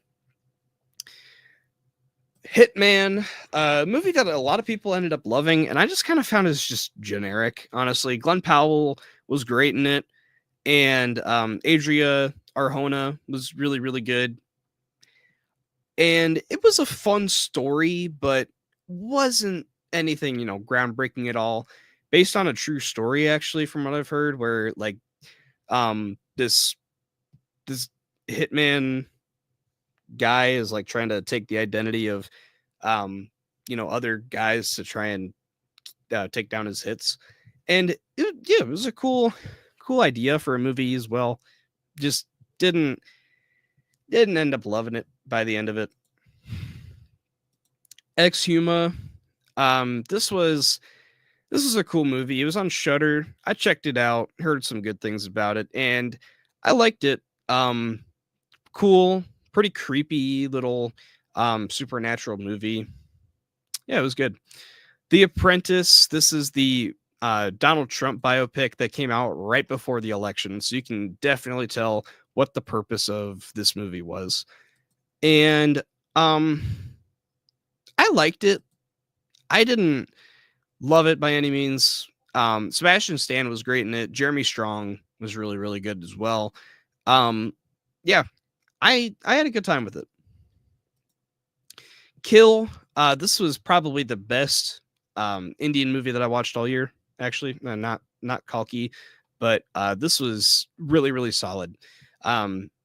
It's like Bullet Train and Die Hard mixed into a movie. It was cool. I believe this is like the first um, Indian movie to be picked up by an American studio, so that was cool. The Beekeeper.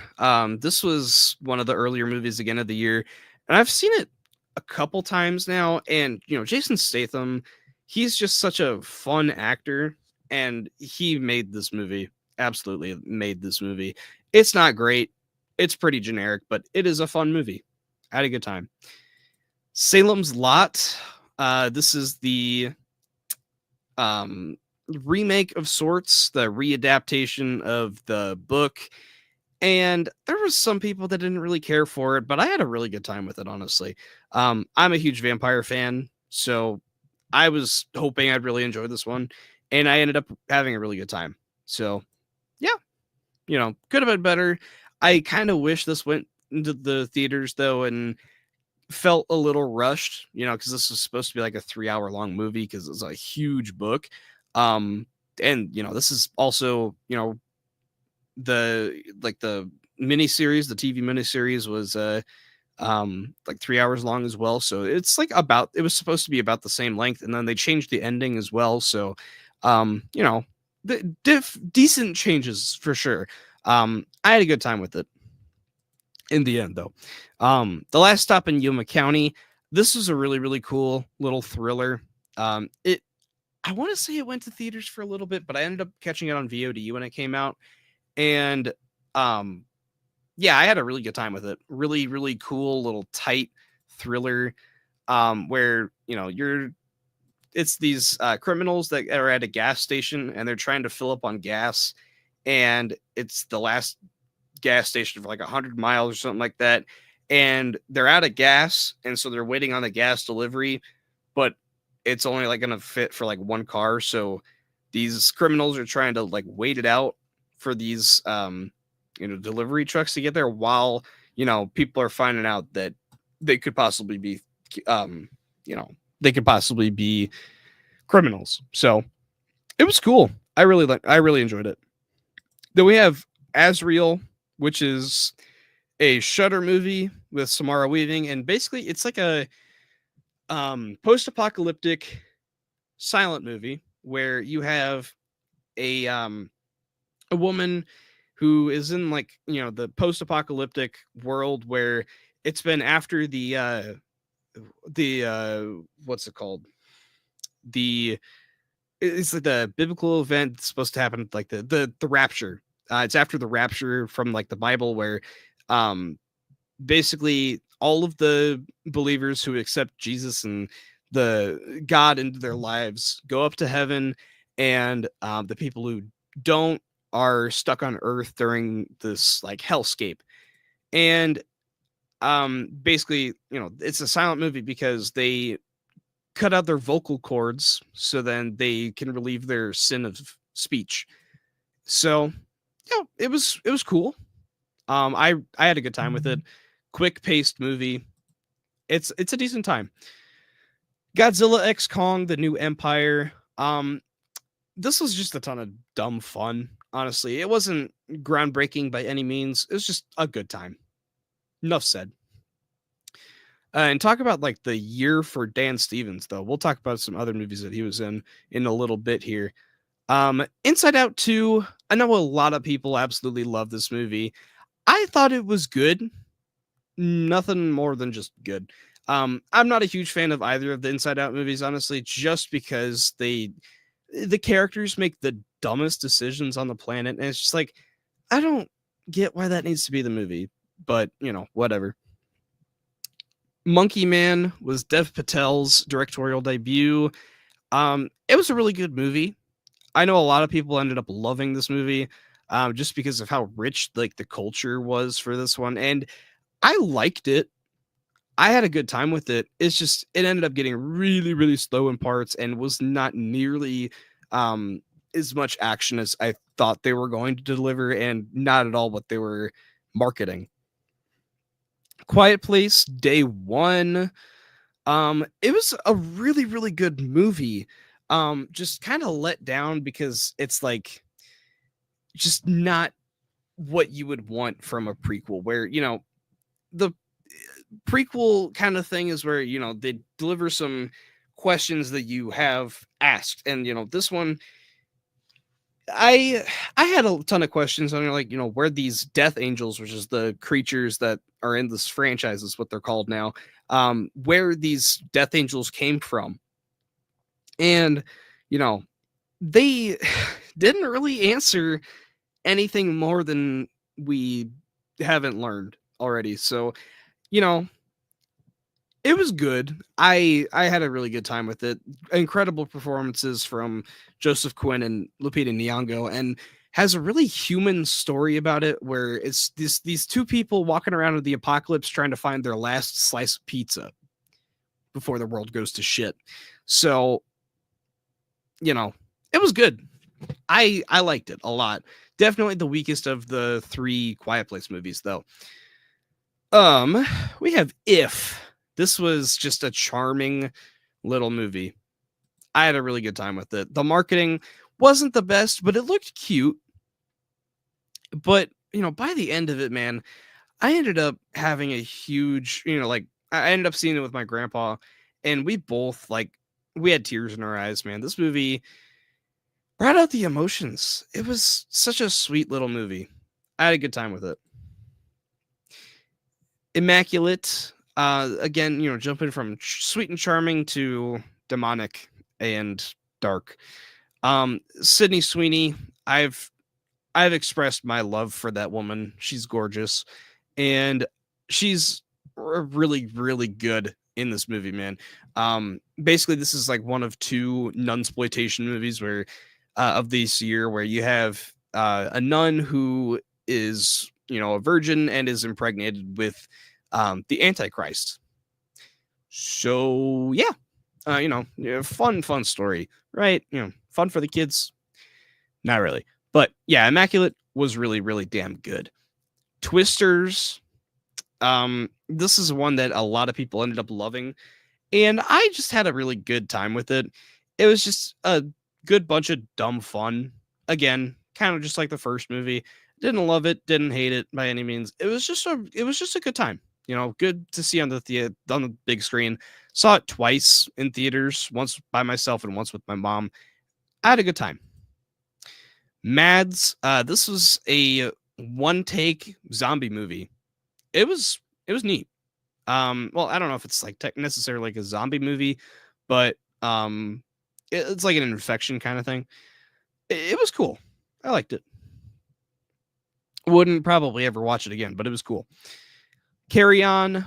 This is a basically like modern day version of like the Die Hard ripoffs, where it's like Die Hard on a bus, Speed, Die Hard in an airport. This one, Carry On, and it's just a fun little action movie.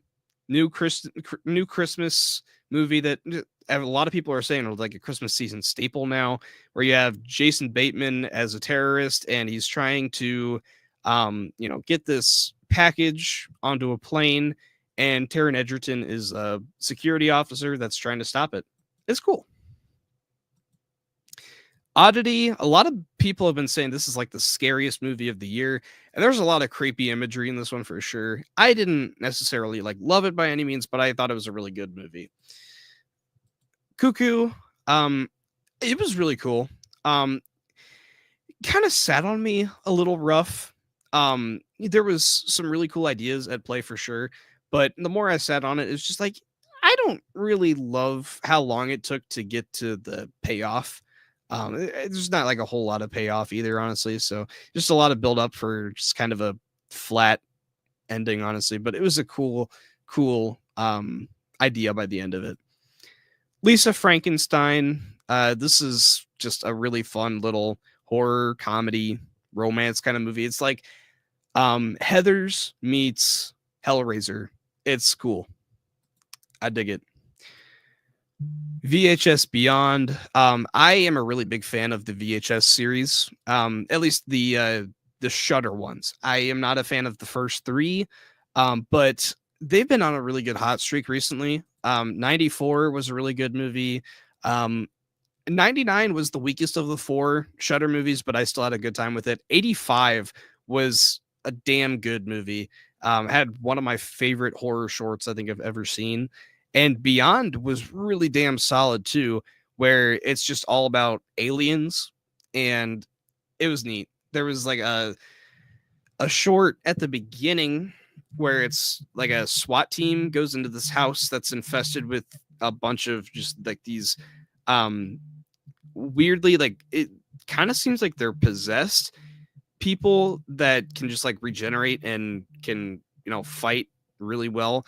And they find it's like this creature right here. They call it the stork, and it basically is like, I guess it's taking kids or something like that. I don't really know, but yeah, it was creepy stuff. And then there's one that's like a skydiving short where it's all, obviously it's like one take and whatnot, but it's all, in the, found footage set where it's, handheld, and it's just a dude running around like getting blown up out of the sky in a skydiving incident. It's cool. We Live in Time. This is A24 little romance movie where it's told in like out of sequence, but it's told in such like a human way where it's, told out of order, but it's like how memories work, where you like remember certain things at different points in time. It was good. It was really, really damn good. And the ending, such a tearjerker. Perfect Days. Wim Wenders is a director that I'm just now getting introduced into. I really enjoyed this movie. It wasn't, amazing like a lot of people are saying it is, but I really enjoyed it. Love Lies Bleeding.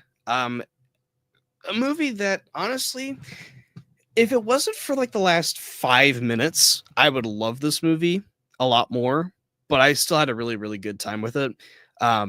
Just very cool little crime movie, kind of horror-esque in parts, but just a really cool movie as a whole.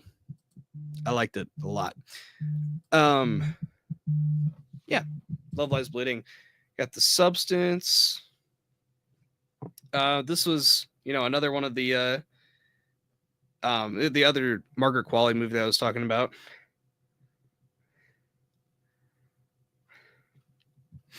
But yeah, this is just a really damn good little practical effects, body horror movie that's really disturbing and also just really, really long. And I think honestly, just the length kind of holds it back, and also the ending just didn't really work for me as a whole. But Demi Moore gives probably her best performance in this movie. I thought she was damn good in it. Oh man, great body horror effects though. Great movie as a whole. Smile 2. This was one that I was really looking forward to because I have a really good time with the first one. Naomi Scott gives an incredible performance, and Parker Finn, he needs to do more movies outside of Smile, man. I know he's supposed to be doing Smile 3, but I just kind of want him to do like an action movie, because if you see the opening sequence of this movie, it is just like a one-take action sequence, and it is incredible. Great movie as a whole, though, I gotta say. Gladiator 2. I really respect the filmmaking behind this movie, and also just incredible performances. But yeah, it was a really damn good movie as a whole, honestly. It doesn't hold a candle to the original in the slightest, but it was really good. You have Conclave at number 40. We're getting there, guys. We're getting there. 2 hours into this, though. We have Conclave, though, at number 40.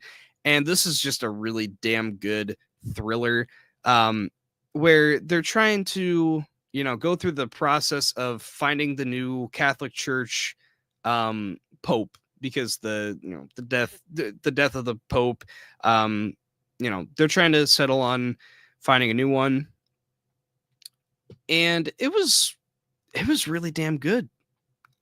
Yeah, it was good. My Old Ass. This is just a movie that I was not expecting to be as good as it was. I checked it out on Prime. A lot of people were saying it was like it was really good. I was like, okay, yeah, I'll check it out. And uh, it was a movie that it kind of just felt like a good comedy, good concept where it's like, this kid, going off to college, and she's visited by her 20-year older self. And it's like, what if, you're able to talk to like yourself in the past, and like guide them to um do what you don't want them to do. And it's kind of like playing up that idea. And by the end of it is just so sad. A really big tearjerker by the end of it. What I was saying about Bill Skarsgård, we have Boy Kills World. This is just a fun ass action movie, bonkers little movie. Just a lot of ass kicking in this, and it was a good time. Yeah, a few too many twists by the end of it, but I had a blast. Never Let Go. I seem to be like one of 3 people on this planet that actually found this movie to be really damn good. Basically, it's Halle Berry and her 2 sons are stuck in this cabin where the mom claims that there's like some sort of apocalypse where demons have, come after them. And if they aren't attached to like the holy wood of the house, then they are susceptible of being like possessed and killing the family. So, you get there's some really, really, like sad moments in there, like intense stuff happening. And it just was a really, really effective movie by the end of it. There's a ton of twists and turns by the end that, caught me off guard a little bit. And I dug it. I thought it was good. A lot, really, really good. And it reminded me a lot of Frailty, which is one of my favorite horror movies of all time. So I had a good time with it. A Different Man. I believe this is an A24 movie, but yeah, this is Sebastian Stan. I I kind of want him to win this Oscar because he was so damn good in this movie. Basically, he has this facial deformity, and he's an actor where everyone loves him, just like is attracted to him just because he has this facial deformity. And that's like kind of why he's popular and whatnot. And then he finds out there's a procedure that can be done where they can fix this and he could just be normal. So he does that. And then it's like a year later or something like that, and he's lost all of his popularity. And then there's a new guy that comes into town and takes his girlfriend away from him and has that same facial deformity as he did. So he's like wanting to get it back now. It's a damn good movie. It was kind of funny in parts, which is kind of weird to say because it's kind of a serious subject in parts, but like it was kind of a fun movie, honestly. It was good. Maxine. I know a lot of people really did not like this movie. But hey, look, outside of the ending being pretty predictable, I thought this is a damn good movie. Just a blast of a fucking flashback to like Giallo slasher murder mystery movies. It was a damn good movie. Yeah, I had a blast with it. Roadhouse. This is probably my guilty pleasure of the year right here. This is a movie that I watched 3 times the week that it came out, and man, it is such a good time. I heard, this is coming out. Doug Liman, Jake Gyllenhaal remaking Roadhouse. I was like, Yeah, that sounds like a lot of fun. I'll check it out. And it is such a goofy ass movie, but it is such a fun time. The First Omen, this is that other nun movie where, Virgin is giving birth to the Antichrist. And this I thought was a good bit better than Immaculate, honestly. Um I thought it was a damn good movie. You know, um the director Arkasha Stevenson, I believe this is her first movie, and then Nell Tiger Free, no, she was great. I just was kind of thrown off. There's like this add-on at the end of the movie where it's like, they're trying to say like there was more kids than just like Damien that was, thrown into this system where they're trying to, have a bunch of antichrists out there, and it's just like, don't go that route. Just make it Damien. Just make it Damien. But a movie that I was not expecting to be nearly as good as it was, but it was damn good. Next up, Beetlejuice. This is just a fun movie. It has a ton of problems, I will say. It kind of like Ghostbusters, Frozen Empire. Just feels like there's a ton of ideas that could have just been 2 movies in and of itself, but it's just a damn good time, and I love seeing more Beetlejuice after what, like 30 something years.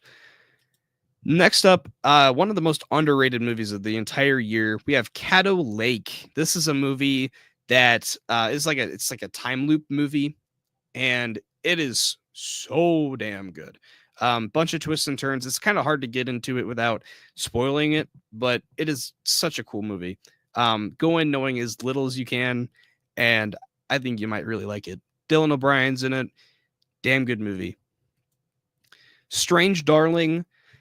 This is a movie that's told completely out of order, and it is a really damn cool movie. Really effective little movie that, as I thought about it, it wasn't as great as I thought it was, but it was still a really damn good movie.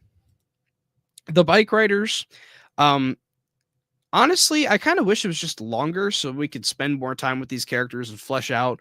You had Mike Faist in there, Boyd Holbrook, Michael Shannon, and who was the other character in there? Norman Reedus. Yeah, Norman Reedus's character that I thought if they had extended this movie to be, I don't know, 15, 20 minutes longer and were able to spend more time with these characters, I think that would have been even cooler. As a movie in and of itself. I thought it was just a really damn good drama, though. Thoroughly enjoyed it. Rebel Ridge. This is a really damn good little action thriller. Probably the best streaming movie of the entire year. Just really, really damn good, honestly.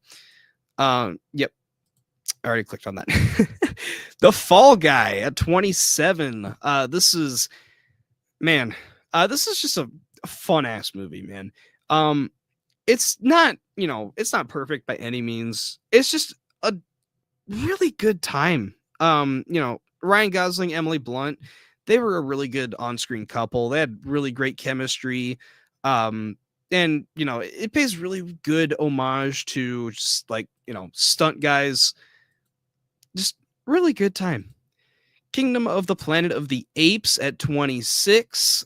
This is just another really good Planet of the Apes film. It's nowhere near on the level of the Caesar trilogy, but I love what they did with, Caesar at the end of it, where, his teachings have kind of like spread on kind of like religion almost, where, you have so many different interpretations of certain like beliefs and religion and whatnot.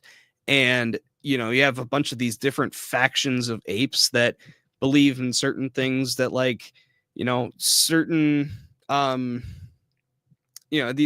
this group believes that like Caesar's view on things meant for like war and warfare and whatnot. And this side kind of just views him as like a god and kind of just like a religious figure. So it was really damn good, honestly. I loved Kingdom of the Planet of the Apes. Snack Shack, this is one that I wish I could have had higher on my list because I loved this movie when I watched it, man. It was such a fun, feel good little movie, and I had a really good time with it. So definitely check this one out if you can.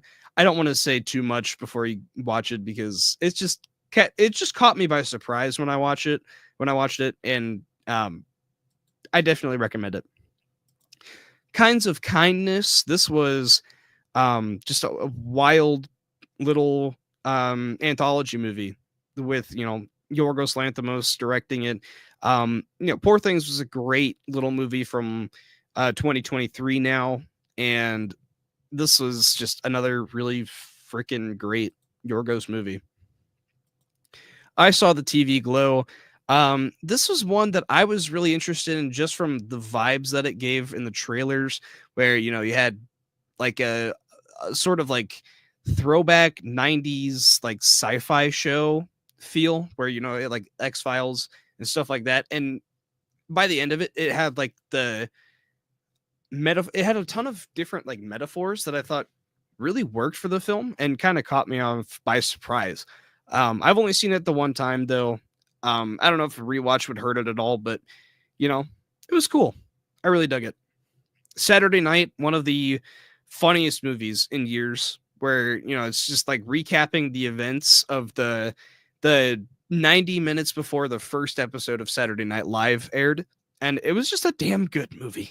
The cast is great, where they recaptured a bunch of like the old or not the old, but the classic Saturday Night Live cast members. You have Gabriel LaBelle as Lorne Michaels, Corey Michael Smith as Chevy Chase, Dylan O'Brien as Dan Aykroyd. Like, the list goes on. There's like Billy Crystal in there, who was John Belushi. Like, just a really damn fun movie. Just a great time. Y2K, I know a lot of people did not like this movie in the slightest, but I had a damn good time with this movie. Basically, it's like the quintessential, for me at least, the quintessential New Year's movie, where it's like, if you have the the Y2K bug, where people were thinking that it was gonna, like, this bug was gonna go over the entire, like the entire world, where they're gonna like knock out coding for all computers that were like dated up until like 1999, and they were going to crash and whatnot, and the world was going to end. But yeah, they're just going to set us back to like the Stone Age and whatnot.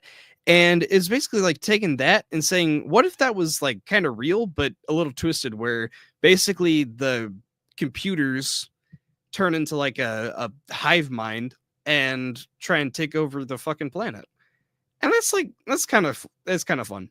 It turns into like a little bit of like a generic apocalypse story, but I had a damn good time with it, honestly, man. It was a good time.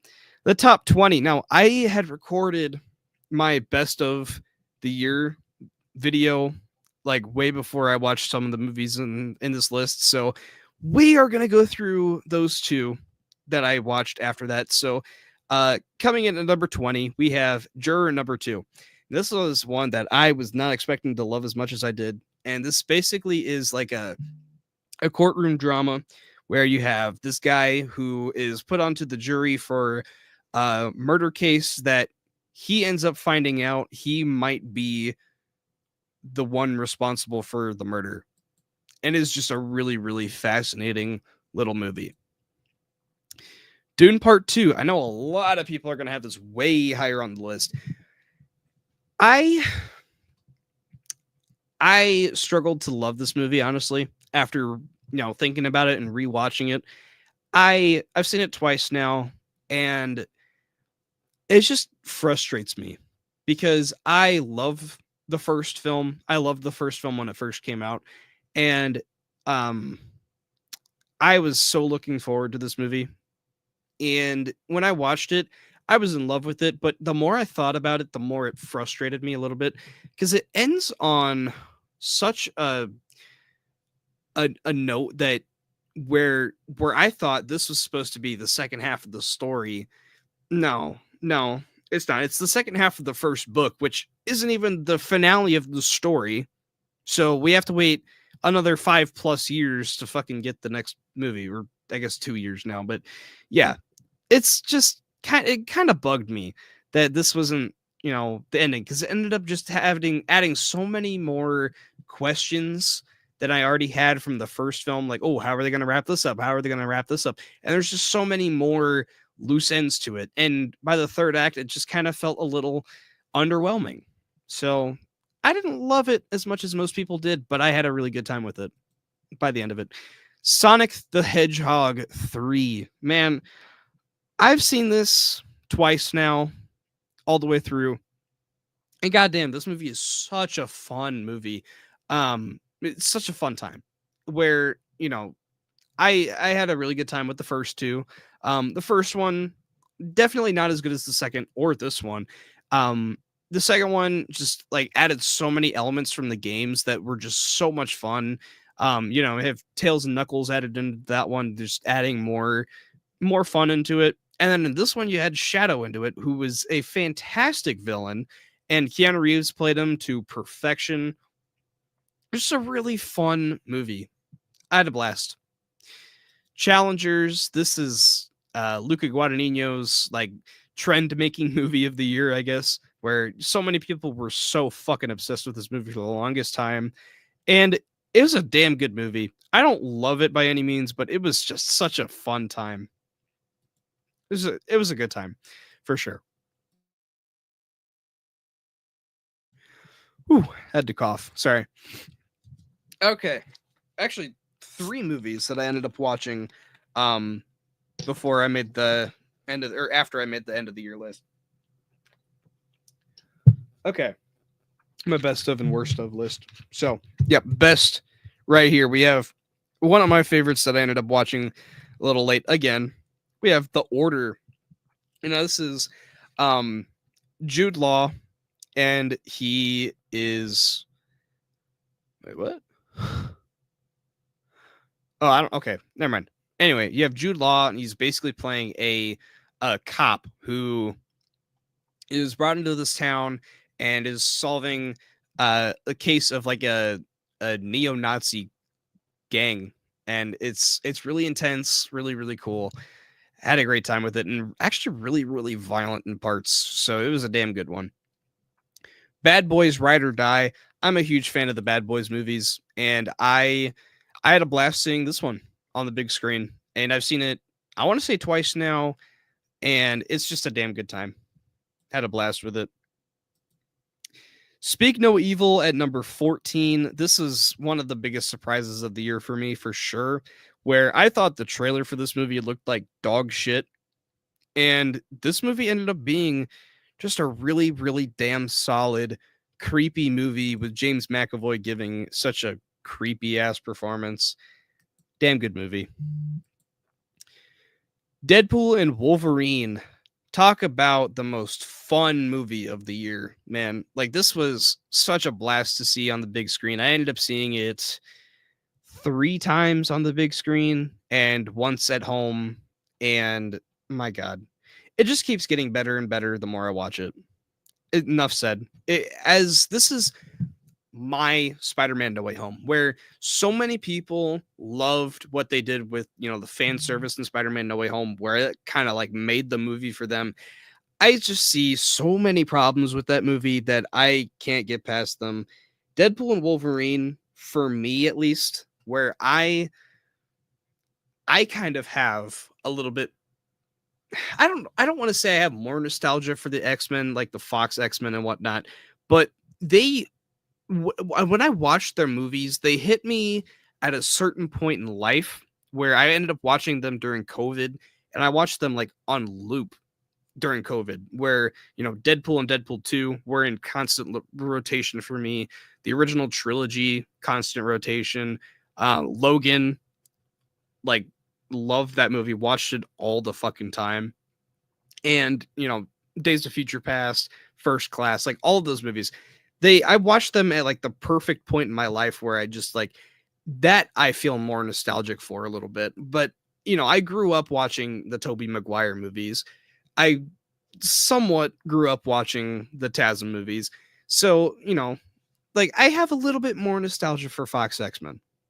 But to be fair, I get why, some people would not have this close to their top 10, but it's just such a damn fun movie. It's one of the funniest movies in years. Um yeah, it's just one of my absolute favorites of the year for sure. Transformers 1, talk about a movie that had terrible fucking marketing but ended up being such a great delivery of a movie. I This was in like my top 2 for most of the year, I'm pretty sure. Since then I've definitely brought it down on my list. But as a Transformers fan, this just delivered everything that I wanted. As like I guess a prequel of Transformers, just like telling the backstory behind, Cybertron and all that. Just a really damn good movie. Alien Romulus. This was one that I loved watching in the theaters, and I've seen it once, just haven't really thought to watch it again, honestly. So it's not quite in my top 10, but if I had to watch it again, it would probably go up there. Just, I love Fede Alvarez's work. Such a great director. Kicking off the top 10 now, we have Terrifier 3. I love Terrifier 2, and I'm a decent fan of the first one. I don't love it by any means, but it's a fun movie. And this just was one of my most anticipated horror movies of the year. I wanted to go to Fantastic Fest so bad just so I could see it early. And I ended up, walking out of the theater loving this movie. And honestly, this is like a new Christmas staple for me. This is just such a fun slasher movie. There's a lot of disturbing shit in here. But Lauren Lavera is awesome in the movie. David Howard Thornton is an awesome performance as, Art the Clown. Just Damien Leone as well is just such an honest, like genuine dude that I'm glad that this movie and Terrifier 2 were such big successes. So yeah, it's just another great movie in this franchise that I can't wait for Terrifier 4. Civil War number 9. This is probably the scariest movie of the year for me, at least, where it just felt so real. And that's why it made it into my top 10. It's like probably the scariest non-horror movie I've ever seen. The Wild Robot, just a deep movie that, just like got emotional in terms of being like a movie all about parenting, and just it cut deep. I loved it. Like most people did. Abigail, one of the most fun movies of the entire year, where you had, Radio Silence making a vampire movie. I was so sold on that. And yeah, I had a blast with it. One of my favorites of the year for sure. Late Night with the Devil at number 6. This is one that when I first watched it, I'm pretty sure I gave it 5 stars, but since then I've taken my score down just a little bit. I don't think it's quite perfect, just because the ending adds a lot of questions that, didn't really need to be added in there, but just a really, really damn good movie. Honestly, just like an episode of a late night show, and the host brings on a little girl that's possessed. So it's cool. Furiosa, the Mad Max Fury Road prequel. I am a huge fan of Fury Road and the Mad Max movies in general, besides the original. I love The Road Warrior and I love Fury Road. And so this is just another fantastic movie in the franchise, for me at least. Anya Taylor-Joy was fantastic in it as Furiosa. Chris Hemsworth stole the show as Dementus. Just fantastic in that movie, man. I want to see him do more villain roles because he was so good in it. Heretic. Oh man, Hugh Grant gives one of the best performances I've seen in years in this movie. He just plays such a creepy dude, that makes you ask questions, and it was just such an effective movie as a whole. It made me ask questions about, religion and whatnot. I'm not a religious person at all, but the kind of movie that even like made people ask that makes someone like me, who is not religious in the slightest, ask questions about, is this a true, just sort of thing to talk about in terms of religion. Nosferatu, this is the last film that I watched I'm pretty sure this is the last movie I watched in theaters in 2024. Late to the party in terms of, putting this on. Well, I watched this after putting out my or making my best and worst of list. So this didn't make it on there, unfortunately, but this is in my top 3 for a reason. I absolutely loved it. I love Robert Eggers as a director, and he delivered with this fucking movie, man. I loved it. From, speaking of Bill Skarsgård as well, he absolutely sunk his teeth, no pun intended, into the role that he was given. He is unrecognizable. Loved it. My number 2 is Anora, and this is basically, a lot of people have been putting it as like the Cinderella story for sex workers, and it kind of is, but I wouldn't necessarily call it that, because there's not a happy ending by any means. It's this sex worker, this stripper, she's meets this guy this Russian guy who has a ton of money, and the guy hires her to be like his girlfriend for a week, and then they end up getting married, and then his parents from Russia come and try to get the wedding annulled. So it's just a really damn good movie. It was really, really funny as well. There's like a fucking hilarious movie. So I loved it. But my number 1 was a movie that stuck with me the entire year, and that is Longlegs. I haven't thought about a movie more this entire year than Longlegs. Nicolas Cage gives a fantastic, creepy ass performance. And yeah, he was fantastic in this film. And Michael Monroe, her character's a little undercooked, I will say, but it was in a way that, like, didn't make you feel attached to any of the characters, which kind of worked, because you knew that there could have been something going wrong with these characters. You didn't want to, like, you would be fine if, something bad happened to them, which there's a lot of, shocking moments in there where, even though, like, it was just like a smaller character, just like in the opening 15 minutes or something like that, gets like shot in the face. And it's just like, holy shit, what the hell? This movie is like such a shocking movie that I loved it. I loved every second of this movie. One of my favorites in recent years for sure. So it comes in at number 1 for the year of 2024. So thank you guys for watching. And if you guys want to leave your favorites of the year, or even if you're super, what's the word? Super, wanting to be like a little pretentious about your rankings and whatnot, you can go ahead and comment your entire ranking of 2024 down below in the comments section. Make sure to like and subscribe before you leave. And I'll see you guys next time. And thank you guys for watching this stream. 2.5 hours going through every movie I watched last year. It was a good time. So thank you guys again for watching, and peace.